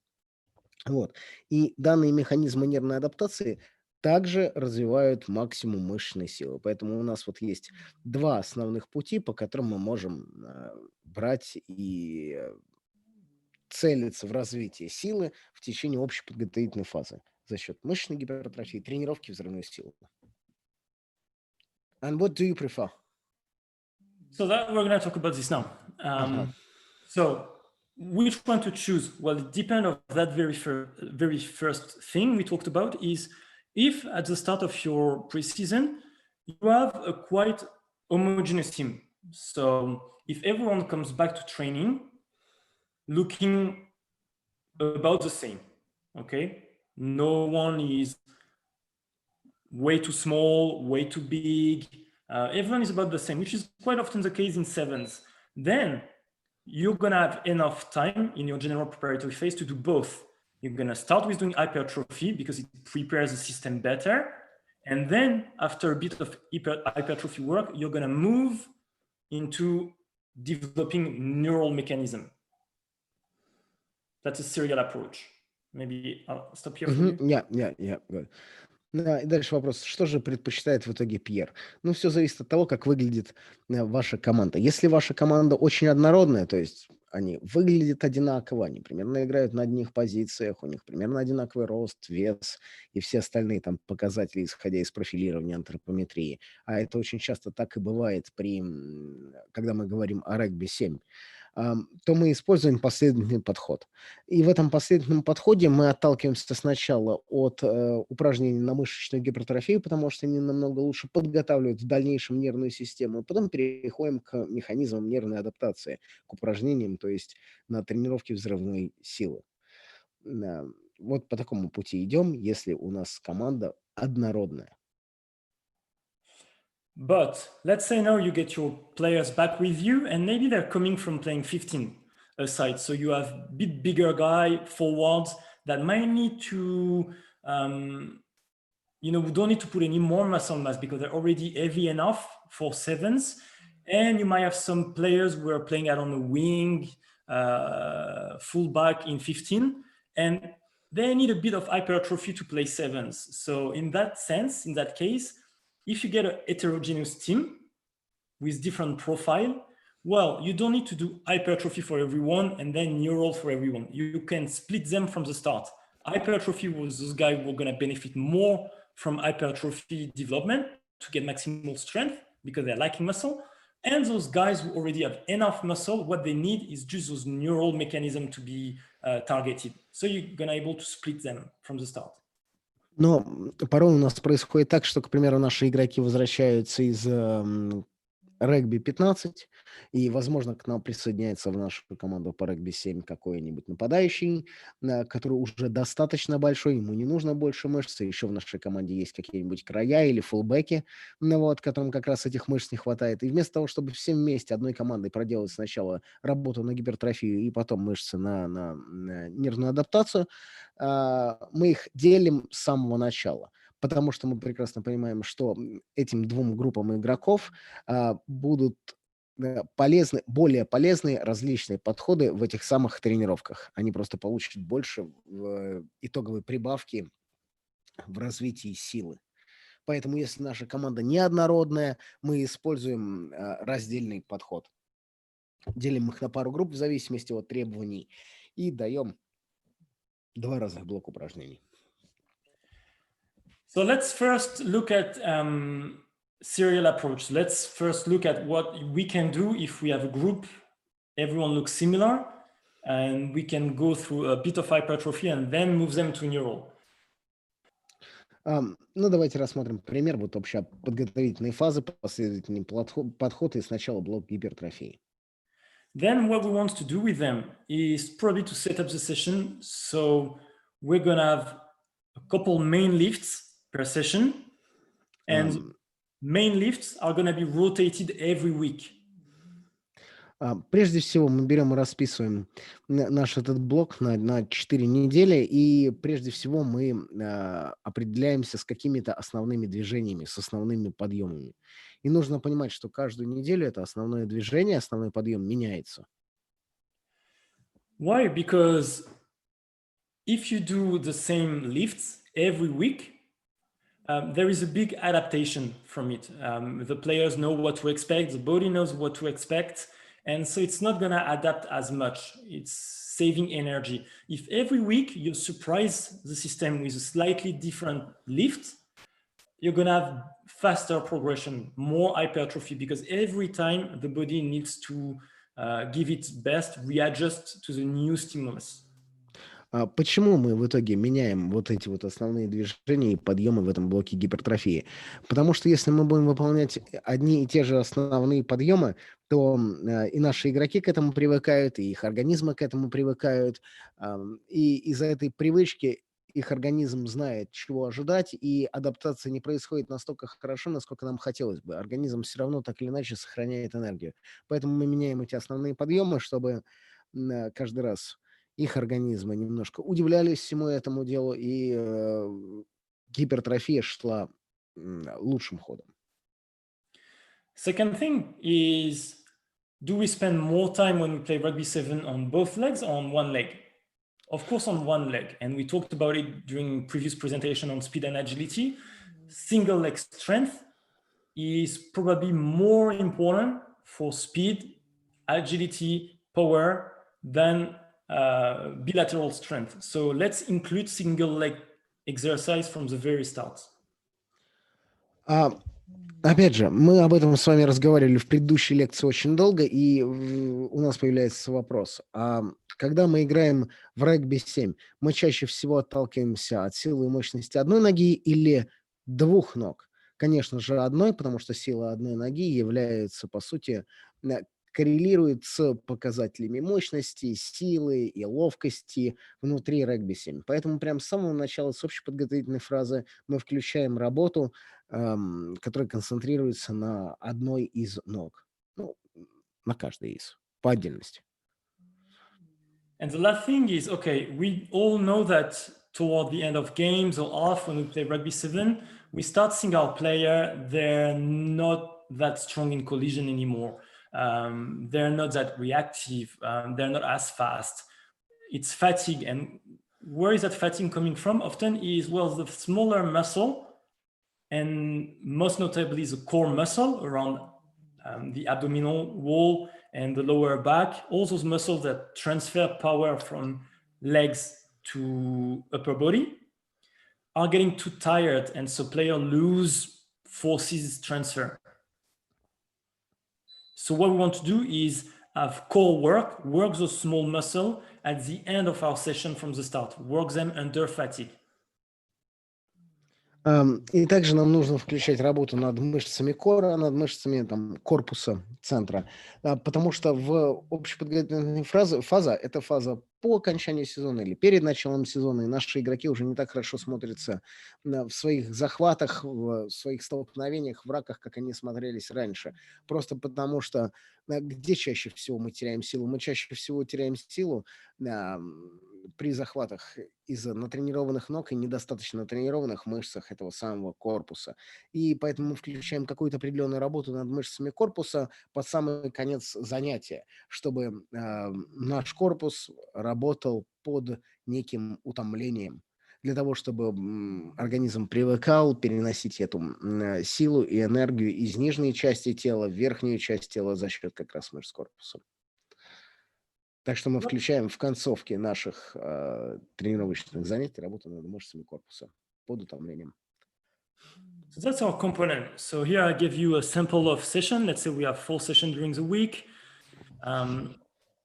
Well, you see, if I'm doing a back squat on one day as a main movement, I'll move it to a kettlebell squat the next time I want to do that movement pattern. If I'm doing good mornings for hip hinge, more hamstring work, then the following time I'll do barbell good morning. I will try to keep shifting exercise around, as you see. И вот, как вы видите, вот здесь у нас, к примеру, пример недельного тренировочного блока этих самых упражнений. Мы видите, как мы берем и меняем различные движения, различные упражнения. К примеру, если мы в первый день делали приседания со штангой на спине, то на 4-й день мы уже делаем приседания со штангой на груди. Вот. В качестве дополнительного жима мы делали «Доброе утро». В следующий раз мы это делаем с I forgot that word in Russian. С гирями. Не со штангой, а с гирями. Вот. И так далее, и так далее, и так далее. Видите, мы вариативно меняем эти упражнения. You can see, as discussed in my session from the start, there is single leg work here, Bulgarian squat, single leg work. There is some front rack lunges here. There is, where is it again? Some dumbbell bench. There is some unilateral work all around. And you can see that, as discussed too, we have our core work at the very end of sessions. Core work. Также, как вы видите, здесь у нас включены, исходя из нашего гайдлайна, который указан справа, у нас включены работы на одну ногу, как, к примеру, в первый день у нас там болгарские приседания, дальше у нас есть тоже приседания с гирями, и, как вы видите, в концовке наших занятий в тренировочных залах у нас дается работа над мышцами корпуса. Там есть и планка, там есть и подтягивания. Вот, поэтому, исходя из всего этого гайдлайна, создана вся программа. Okay, and let's say I've done my hypertrophy block and I move my team to neural. I still want to have my main lift rotated, still in the same idea in that general preparation phase. It's probably the only phase during the season where we can afford to do lots of different exercise and get them through lots of different stimulus. So I want to keep that variety in my training. И вот мы закончили с блоком гипертрофии. У нас следующий блок этой нервной адаптации. И это, наверное, единственный момент внутри сезона, вот эта общеподготовительная фраза, когда мы можем использовать такое большое количество различных упражнений. I want in that phase to try to have as a main lift every session a combination between one strength exercise where I would ask them really lots of control and put heavy load and follow straight after in a superset way by explosive work. That's so I'm going to get my neural mechanism adaptation. И в течение данного блока нервной адаптации я буду менять основное движение, основной жим каждую неделю, и я буду использовать подход суперсетов, так же, как я буду для того, чтобы развивать их силу с последующей взрывной работой для развития центральной нервной системы. And once again, I'm going to keep my core work under fatigue. And that's something that I would personally keep all through the season. Some people do it at the start of session as a warm-up. I still think the small muscle fatigue becomes a problem when there is already overall fatigue in the system. So I always keep them at the end of my session. And as you can see, I keep my single leg, single arm, my unilateral work for the same reason I was doing it during my hypertrophy block. И опять же, вы можете заметить, что тут повторяются многие из тех гайдлайнов, которые мы рассматривали на предыдущем слайде. У нас тут включена работа на одной руке, включена работа на одной ноге, и также как включена работа с мышцами центра.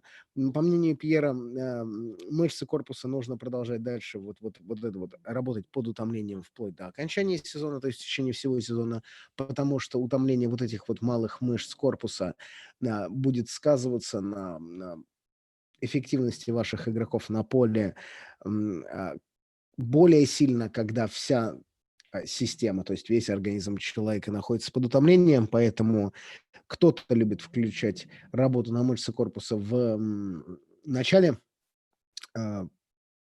тренировочного занятия во время разминки, к примеру, но Пьер добавляет их в самый конец, чтобы они работали под утомлением.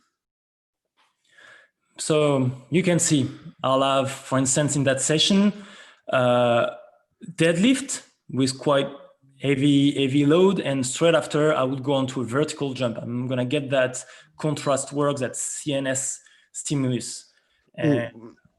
Вы можете посмотреть, к примеру, день 1 у нас идет становая тяга первым жимом, и вслед за ним прям сразу же идет вертикальное выпрыгивание. И это некая контрастирующая работа для того, чтобы ЦНС активнее включалась в процесс.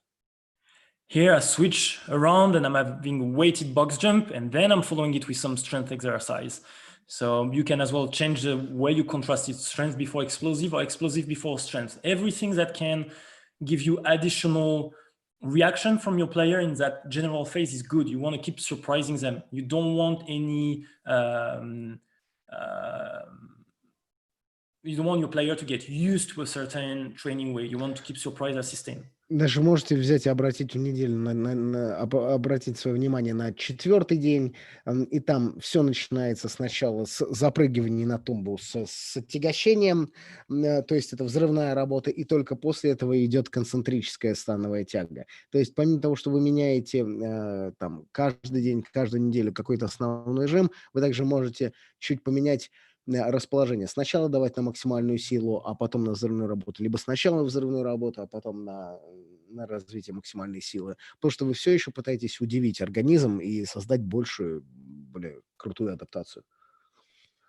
Well, no, if you have a split approach, which means, okay, you have to deal with two groups from the start, one more hypertrophy, one more neural, you might look at things a bit differently. Those main points I've talked about just before, they're still true. You still want some single leg or some unilateral work. You still want more fast intent explosive work for neural and more control for hypertrophy.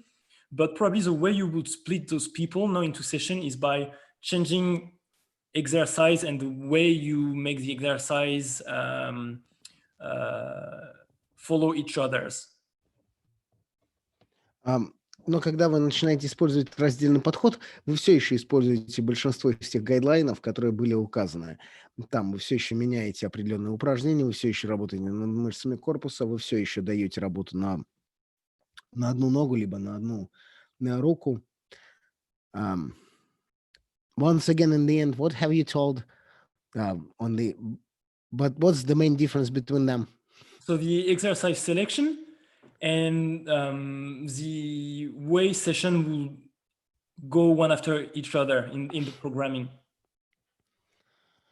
Still cannot understand that. So you are keeping all the guidelines from before, right? So Like, yeah, so I'm telling you, like, for look- instance, what's changed is exercise are going to be different, but as well, you can see in my hypertrophy group, I'm going to have a lower body, upper body, and full body kind of split session. Whereas in my neural, I'm not going to think in terms of lower body, upper body, full body session.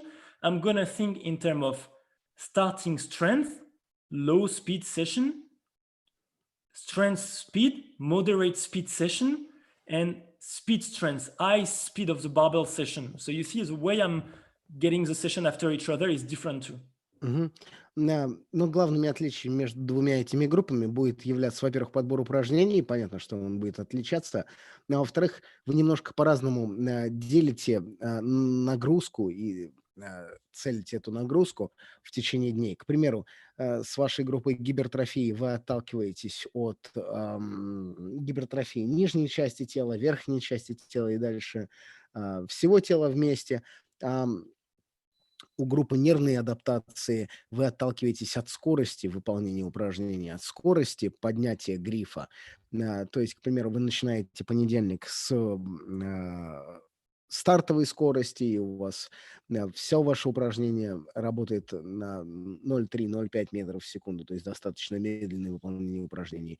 Дальше у вас следующий день, соответственно, это силовая скоростная подготовка, вот это чуть быстрее. И дальше это скоростная силовая подготовка, самой большой скорость поднятия этих самых грифов. So you see in my hypertrophy group, I have compound exercise, so multi-articular exercise, big exercise where lots of muscle mass are involved, like deadlift, squats, bench press, bench pull, military press. And I'm having a range of repetition that's around that 5x5 classic for the main exercise. And, around that 10 rep to 12 rep for assistance exercise. Когда мы говорим про тот же самый подбор упражнений, вы тут видите множество классических различных жимов. Тут у нас есть и становая тяга, тут у нас есть и жим лежа, тут у нас есть и военный жим. И опять же, эти упражнения крутятся, когда мы говорим про основные жимы. Какого-нибудь классического 5 подходов по 5 повторений, и наш вспомогательный жим крутится вокруг 3 по 10, 2 по 12, как-то так. Whereas in my neural, I don't want to get specifically into overloading muscle mass like I do here, because hypertrophy is not the goal. I just want to work on neural mechanism. And how I'm doing this is by giving them heavy loads. So my 5x5 here would be with heavier percentage than my 5x5 here. And I want them like big exercise. I want that session to be about moving big weights to get that starting strength, them pushing as hard as they can against the barbell. But then my second session, still it's not upper or lower body, it's full body always.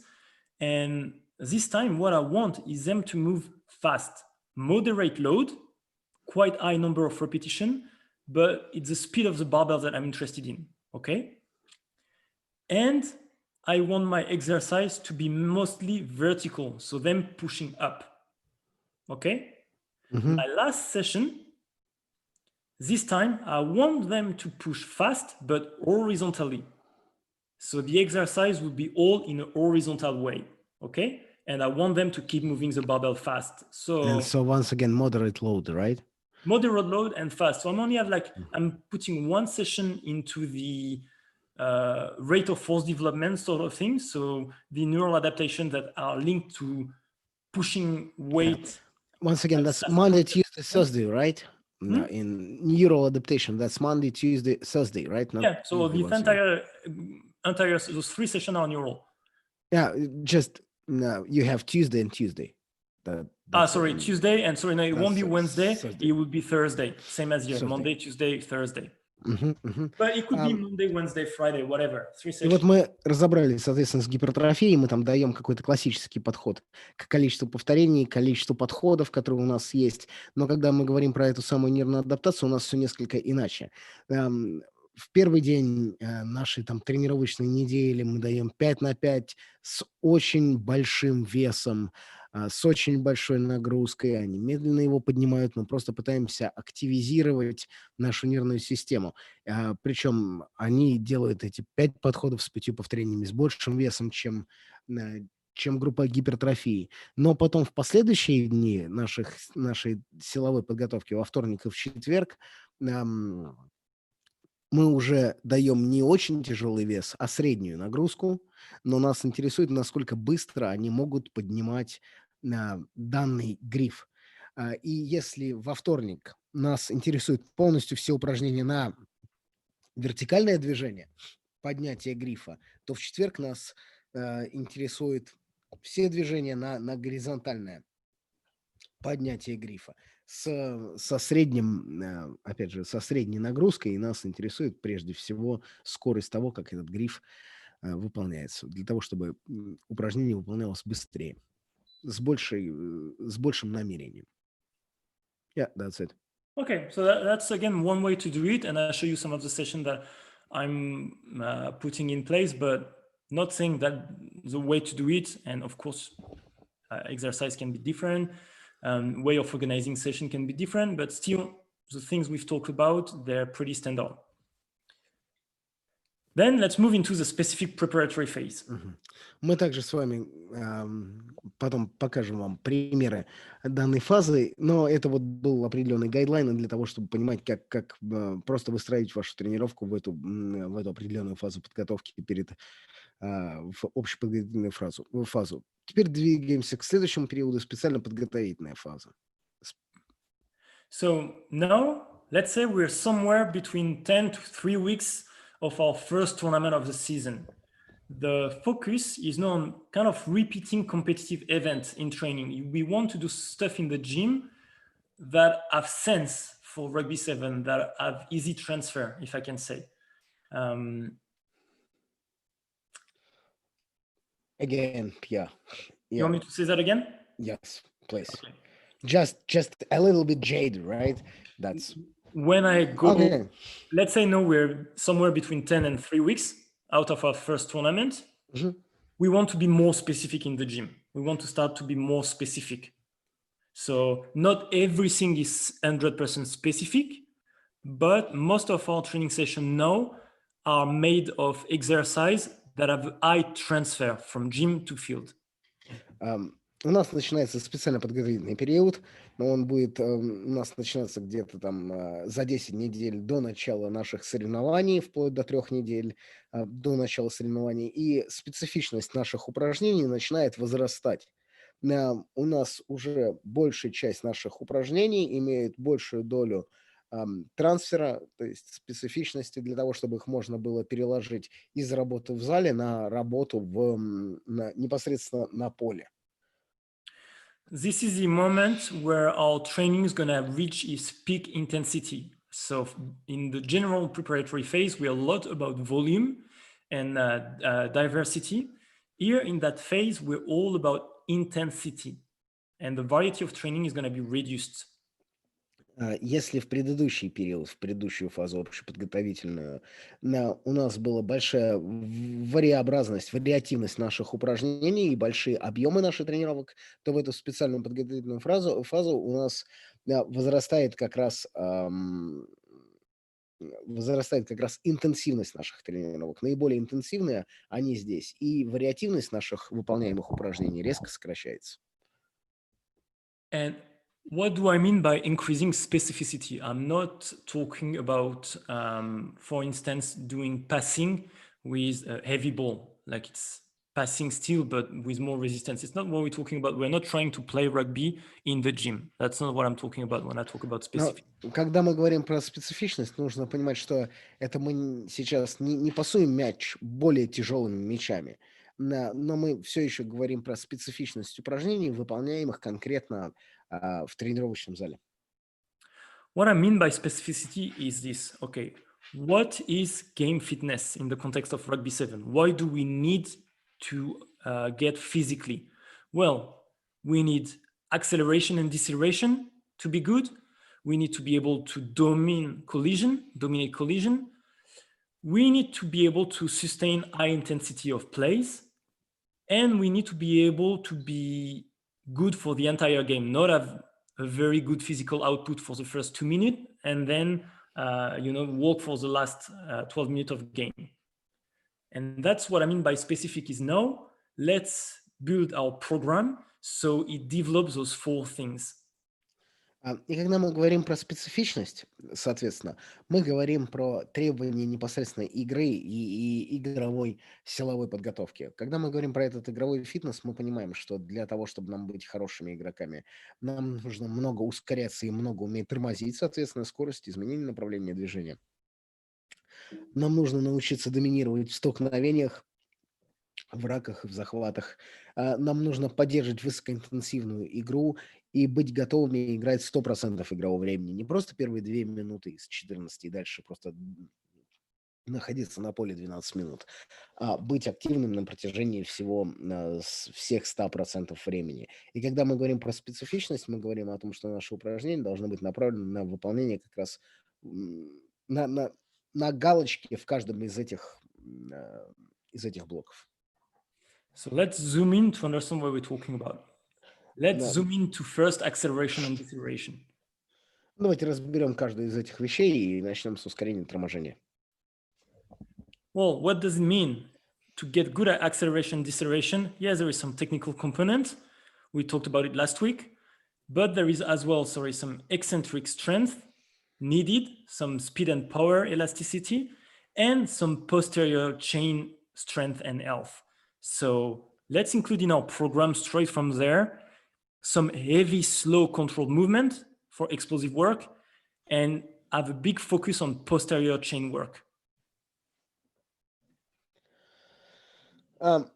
Давайте начнем с ускорения и торможения. Когда мы говорим про ускорение и торможение, это, соответственно, механика наших технических движений, лодыжек, коленных суставов и так далее. Это большое количество эксцентричной работы, скоростной и мощностной адаптации, а также здоровье, поддержание здоровья нашей задней линии, соответственно. Поэтому для того, чтобы быть готовыми к этой взрывной работе, мы должны совершать переходы от тяжелых, медленных, контролируемых движений к взрывной работе, и мы должны сосредоточить внимание, выбирать те упражнения, которые концентрируются на работе задней цепи нашего организма. Now, if we zoom into high intensity of plays, what does it mean for us in the gym? Well, it means that we still need some high intensity work, some power repetition, and we need to be able to lower the volume of strength work in the gym so that they can do more and more conditioning work on the field, more and more game playing. So we might need to move some part of our session into other days or other time opportunities. Some session might need to be reduced, and people will come back individually to do extra session or top up because we want to give them maximum time for conditioning work.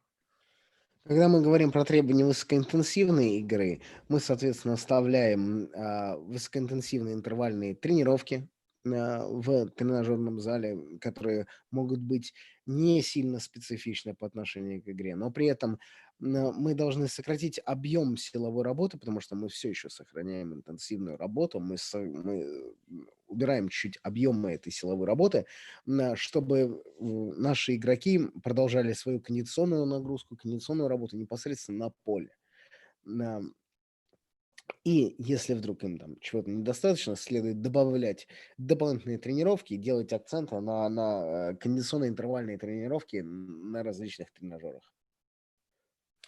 And if we look at collision dominance, well, we see that triple extension work and lots of horizontal work, more horizontal work than vertical work is needed. And we need to be a bit more specific about body positioning. For instance, if you do box squat compared to full squat, it's more specific to the mechanics of going into collision in rugby. Maybe pulling a sled is more specific to trying to reap a ball from an opponent than just lying on a bench and do bench pull. So more specific in body positioning, more shoulder stability work, more triple extension, more horizontal work. И когда мы говорим о доминировании в столкновениях, мы должны понимать, что там наша, опять же, работа должна быть в какой-то доле очень специфичной. К примеру, нам нужно работать на акцент на разгибании в тазобедренном, коленном и голеностопном суставах и горизонтальное скоростное развитие силы. Мы должны быть очень специфичны по отношению к нашему положению тела. То есть, к примеру, толкание тех же самых тяга тех же самых саней будет намного более полезна, чем, к примеру, тяга к животу какого-нибудь грифа с точки зрения, опять же, переложения этого дела на игре, когда мы видим, как игроки наши совершают захваты. И также нам нужно работать над стабильностью плечевого сустава. Поэтому вот мы должны обращать внимание на горизонтальное скоростное развитие силы, быть очень специфичны в выполнении наших упражнений с точки зрения положения тела, и работать над стабильностью плечевого сустава. So once we put all this together, well, we can build our program. Here is my program I'm giving to you, but it doesn't mean you should go and apply it with your players because maybe your philosophy is different or your group of players are less experienced or different age, or maybe it's women. But as an example, you can see from that specificity understanding that we talked about, I'm producing my program for players. Вот вы видите здесь, соответственно, на слайде программа непосредственно самого Пьера. Можете ее использовать, можете не использовать, потому что она, наверное, скорее всего, будет отличаться от того, что вы хотите делать с игроками, потому что, возможно, у них чуть меньше опыта, возможно, они старше или младше, или, возможно, это девушки, а не мальчики. Вот. Но внутри вот данной программы, соответственно, специально подготовительного периода, очень много специфичности. So we talked about moving the work from slow control to really explosive because everything in rugby-7 is explosive. Nothing is done slow. How we do it here? Well, we focus on strength speed using a method that's called French contrast. You can go and look it up. There is other method. I'm presenting this one, but there is other way to deal with that question. Опять же, в большинстве своем данная программа отталкивается от медленных контролируемых жимов к взрывной работе, потому что абсолютно все внутри нашей с вами игры в регби-7 делается за счет взрывного приложения силы. Нету ничего, что делалось бы медленно и долго. И для этого я использую силовой и скоростной метод, который называется французский контраст. Вы можете его взять, загуглить, поискать. Его я представляю, потому что там, с ним работаю. So what is it? And I'm not doing that method because I'm French. Don't get me wrong. It's not nationalism. It's just that I think it works very well for our players. You want to explain this? And I'll explain it now. So how it works is you have 4 exercises that you will do as a circuit. So you do the number 1, then straight after the number 2, then straight after the number 3, then straight after the number 4. And you So that's a circuit, right? Yes, and you only rest after the 4th. И я использую данный французский контраст не потому, что я сам француз, а потому что мне нравится. Это ни в коем случае не национализм, но как он работает? К примеру, там есть круговая тренировка, состоящая из 4 станций, и мы выполняем там первое упражнение, второе упражнение, третье, четвертое. И самое главное, что мы начинаем отдыхать.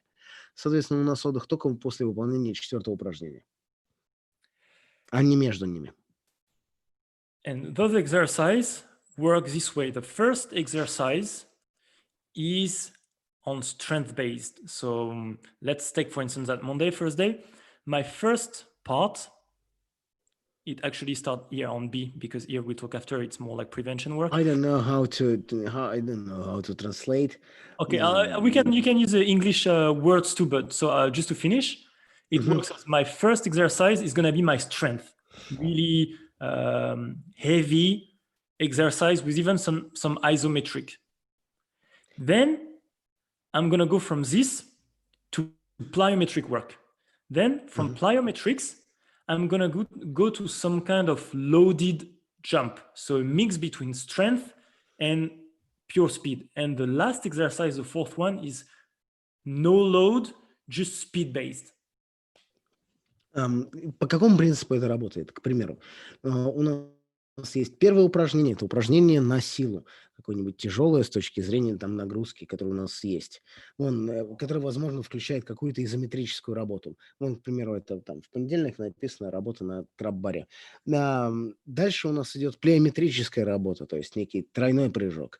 Вслед за этой плеометрической работой у нас идет right after plyometrics. What do we do? Loaded jumps, I see. Heavy loaded jumps. Loaded jumps usually. Да. Вслед за плеометрическим упражнением у нас идет некое выпрыгивание с дополнительной нагрузкой. Вот, к примеру, выпрыгивание с трап-баром. И 4-м упражнением является какое-то упражнение, которое фокусируется исключительно на скорости. То есть, вот, к примеру, спринты. So we go full scale from strength into reactive speed, into speed strength, into full speed. That's our continuum of 4 exercise. И у нас вот тут вот появляется некая континуум, некая продолжительность, последовательность наших упражнений, где мы идем сначала из чисто силы в скоростно-силовую работу, в там, силовую скоростную работу и исключительно дальше в скорость. И у нас есть некая продолжительность. Why is it a good method? It's because we talked about at that time in the preseason to want to limit our time in the gym, give player opportunity to go practice conditioning, to go practice rugby. That session, you do those 4 exercises, you do 4 rounds, and in about 25-35 minutes maximum, your session is finished.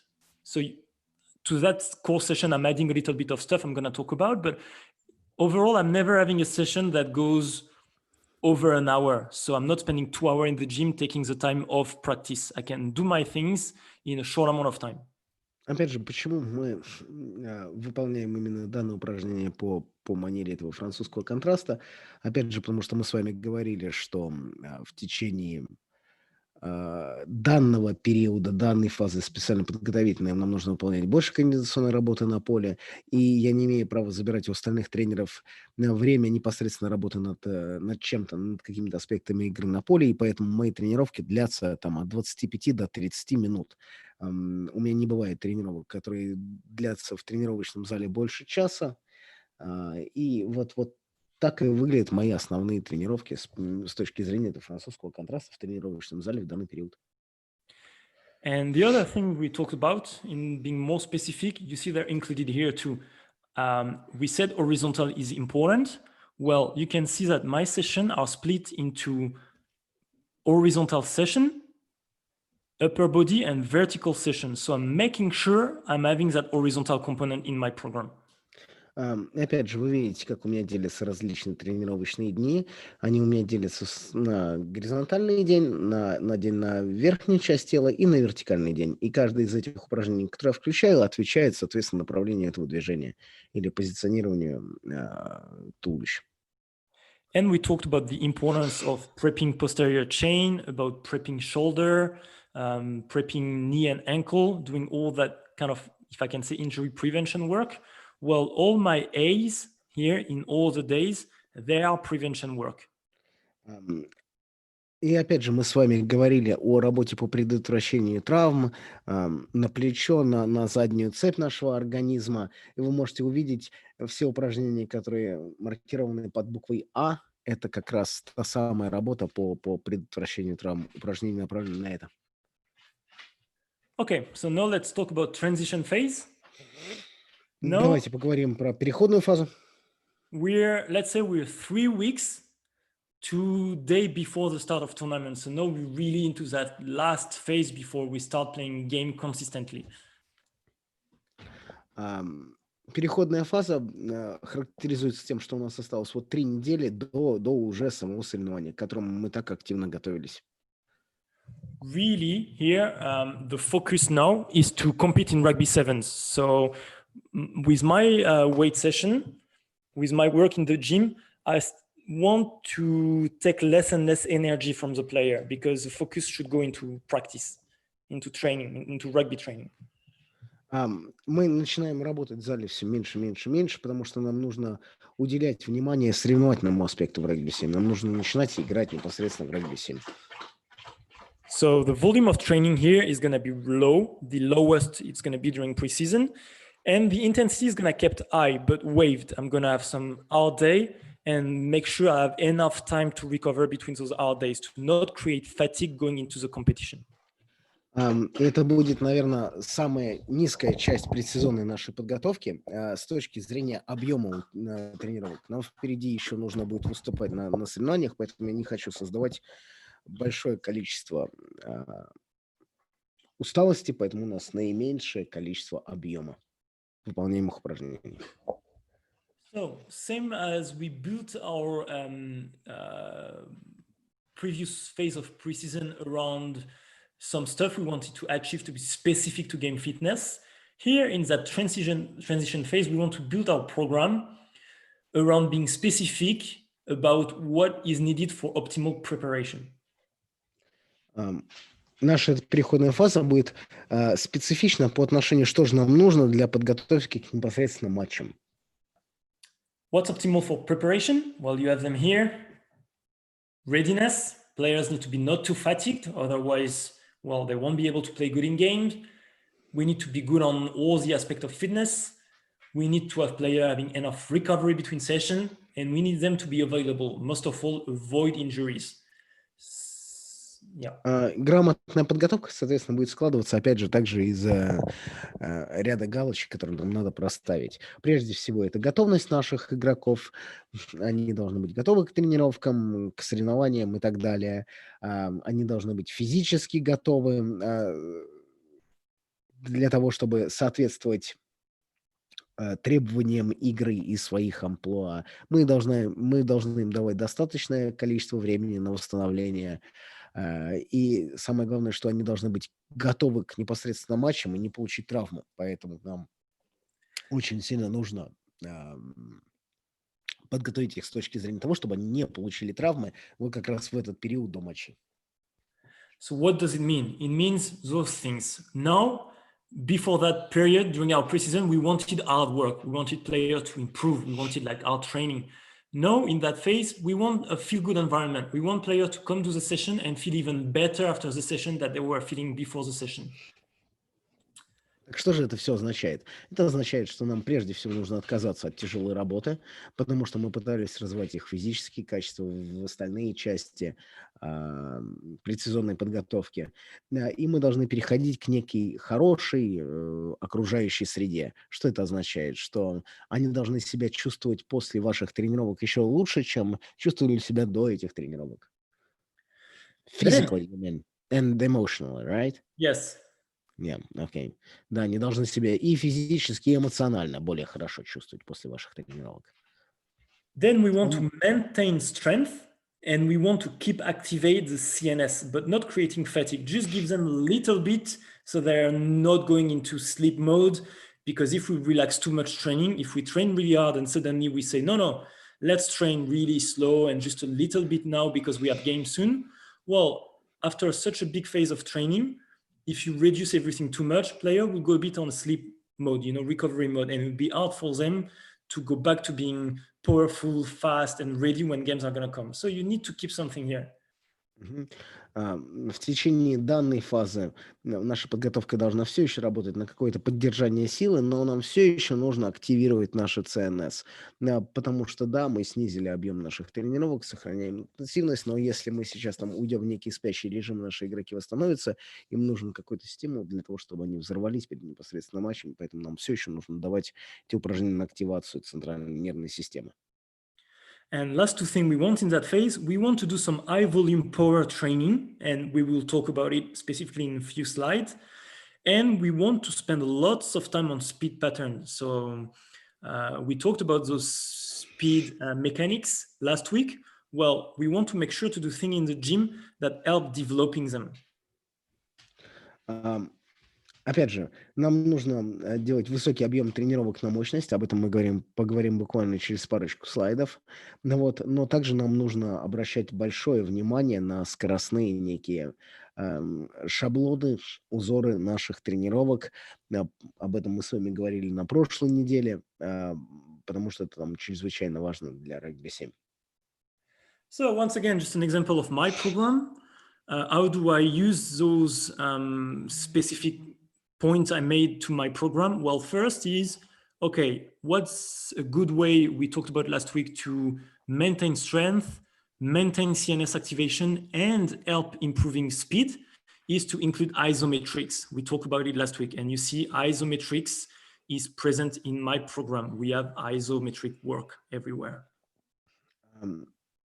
Вот как выглядит, соответственно, моя система подготовки в данную фазу. Опять же, можете использовать, не использовать в зависимости от своих пожеланий. Но это то, о чем мы говорили с вами на прошлой неделе, для того, чтобы там добавлять эти там скоростные шаблоны, для того, чтобы работать над скоростью, нам нужно добавлять изометрическую работу. И как вы видите, там изометрическая работа у меня присутствует практически везде. What's important for speed mechanics as well and CNS activation, and that doesn't create too much fatigue, is to include some kind of plyometrics, Olympic weightlifting, or some kind of ballistic exercise, having that triple extension done, but as well a low volume of work, so we don't create too much fatigue. And you have it in the program here. That's my aim. И для того, чтобы не создавать большое количество усталости, и для того, чтобы все еще работать над мощностью и над скоростью, нам нужно добавлять либо какие-то плеометрические, plyometrics, yes, we include them, right? It can be plyometrics, it can be Olympic weightlifting, or it can be Weightlifting. ballistic, some RFD development work. Да. Мы все еще добавляем там, соответственно, для как раз закрытия данных вещей плеометрику, либо какую-то олимпийскую тяжелую атлетику, либо баллистические упражнения, потому что они все еще помогают нам развивать скорость, поддерживать эту скорость, но не создают большого количества усталости. And we talked about our lateral ability, moving from one leg to the other leg, is important for agility training. And so it's coming into the program too more and more. We have more and more like here, lateral lunge, lateral polar walk. We have more and more lateral work. Ну и опять же, мы с вами говорили про силу одной ноги и про передвижение, соответственно, боком, там, приставным шагом, потому что это очень важно для регби-7. И мы вот добавляем все больше и больше этих латеральных движений, латеральных упражнений и упражнений на одну ногу. Other things you can include in your transition phase is high volume power training. It's a time-effective training modality, and it's been shown by a study to improve maximal anaerobic power, anaerobic capacity, repeated high intensity, sport action, all those things. So with that method of training, you can basically develop a bit everything in a short amount of time, and it doesn't create too much fatigue. So it's a good one to use really toward the very, very end of that specific phase when you're starting game.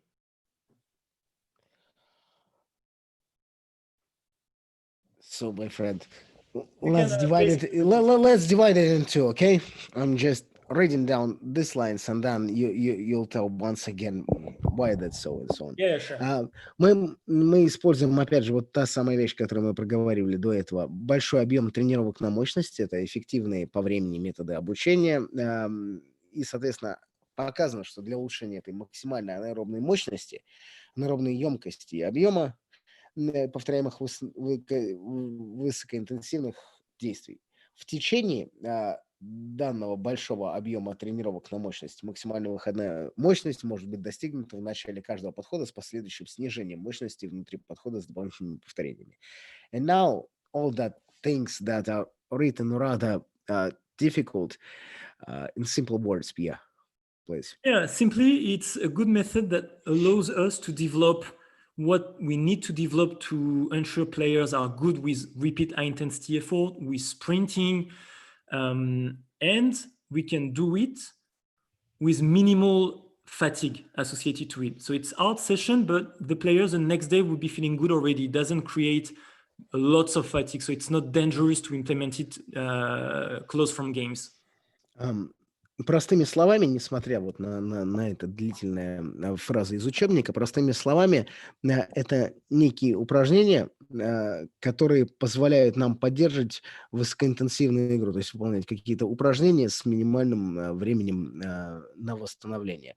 Но при этом они дают нам определенный бонус, определенный плюс, и данные упражнения все еще помогая развивать те или иные качества, помогая нашим игрокам чувствовать себя хорошо, не создают дополнительной усталости. И, соответственно, данный подход можно использовать и до игр, не боясь, что наши игроки получат травму или чрезвычайно сильно устанут и перетренируются перед важными соревнованиями. How to do it? Well, you have here the guideline for a session. Вопрос, как же это дело реализовать, вот этот вот большой объем тренировок на мощность. Вот перед вами есть гайдлайн. Good way is to use speed squat or counter movement jump or squat jump with low load, about 30% to 40% of 1 RM. And you can read them here and do 3 to 5 sets of 12 to 20 reps. With the important thing in that method is with every rep, the goal is to do the rep as fast, as powerful as possible. It's not just do reps for reps. It's every time you want maximum out of it. И типичная тренировка у нас будет, соответственно, работа на какие-нибудь скоростные приседания или выпрыгивания с 30-40% от максимального, 3-5 подходов по 12-20 повторений. Но при этом самое главное, что тут должно быть максимальное намерение на выполнение данных упражнений. Соответственно, мы должны выполнять эти упражнения как можно быстрее. Как можно быстрее. То есть скорость выполнения каждого повторения должна быть максимально быстрая.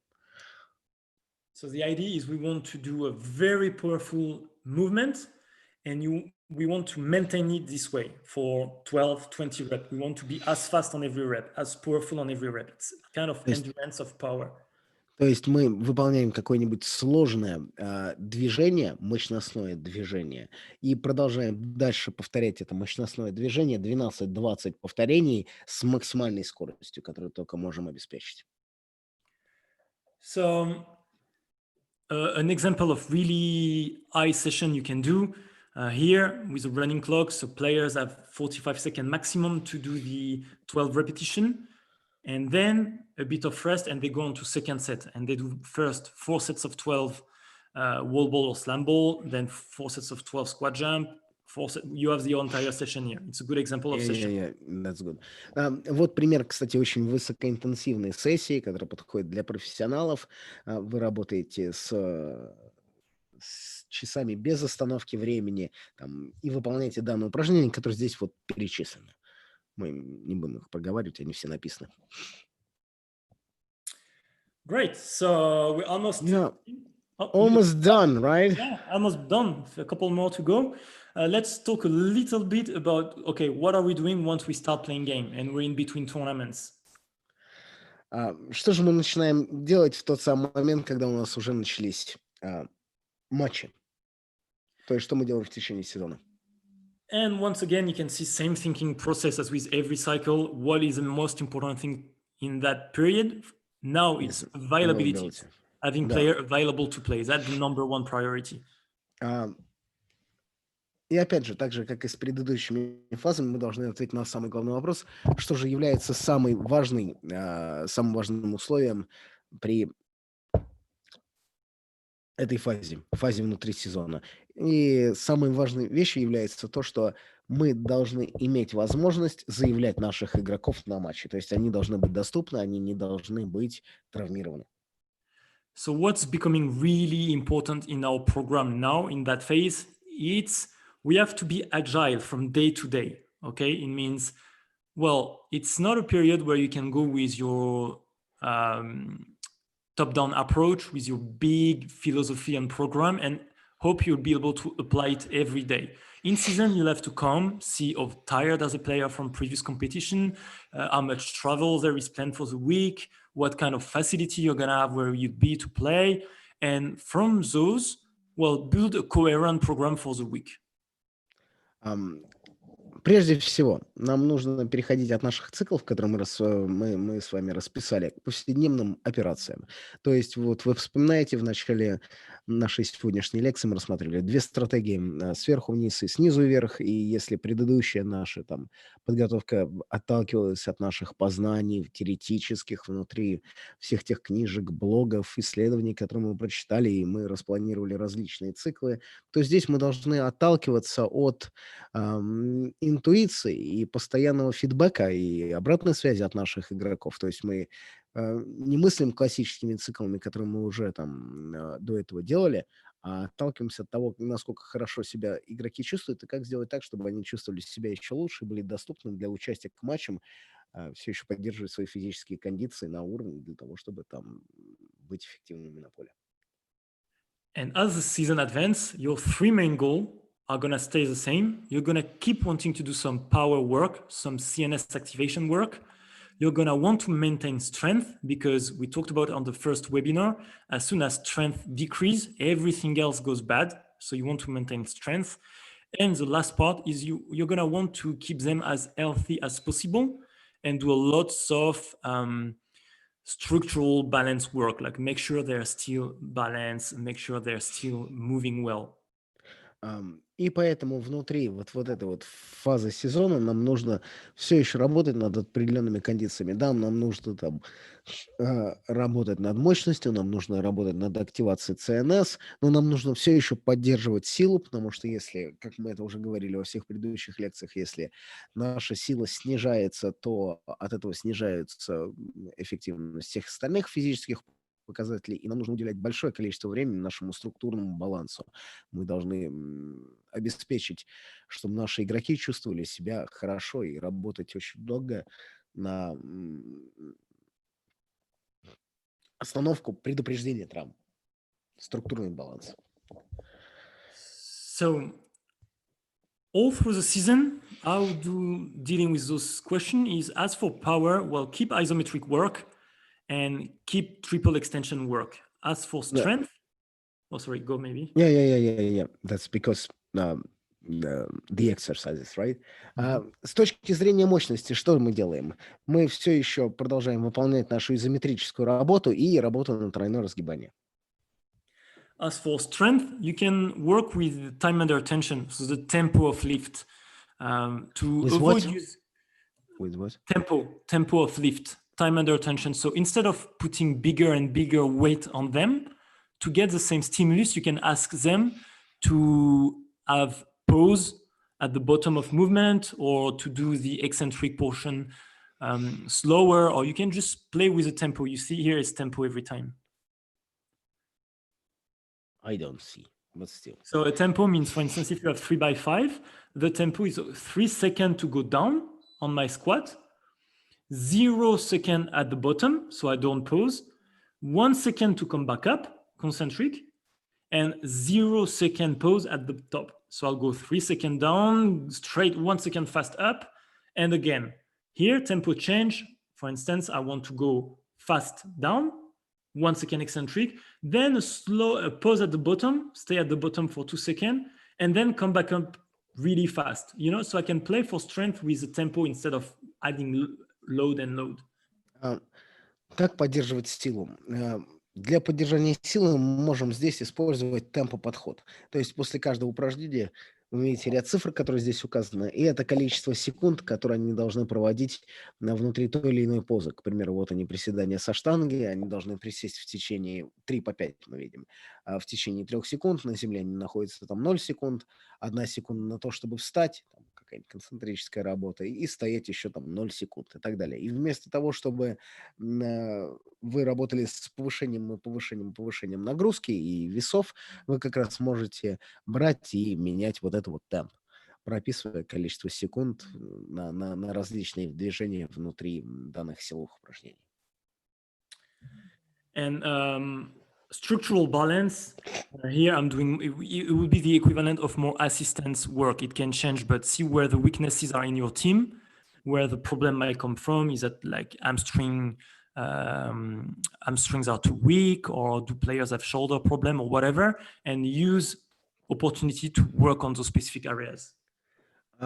И, как вы видите, большое количество различных упражнений на структурный баланс, и он уже отталкивается от обратной связи игроков. Если они говорят, что у них там проблемы с задней поверхностью бедра или там с теми же плечами, вы включаете туда те самые упражнения, которые помогают им чувствовать себя лучше с точки зрения тех самых мест их организма и тела, которые у них, они считают, не находятся в оптимальном состоянии. So season is quite a long period. So how can you do this, keep the same focus for a long period without making it boring or without overloading the players? И вот он, самый главный вопрос. Сезон длится долго, и как сделать так, чтобы данные упражнения не перетренировали, не перегрузили игроков, и, что самое главное, не стали для них скучными? There is many ways, but mine, for instance, would be I'm going to focus on 3 different things: hip, exercise around the hip, exercise around knee, and unilateral exercise.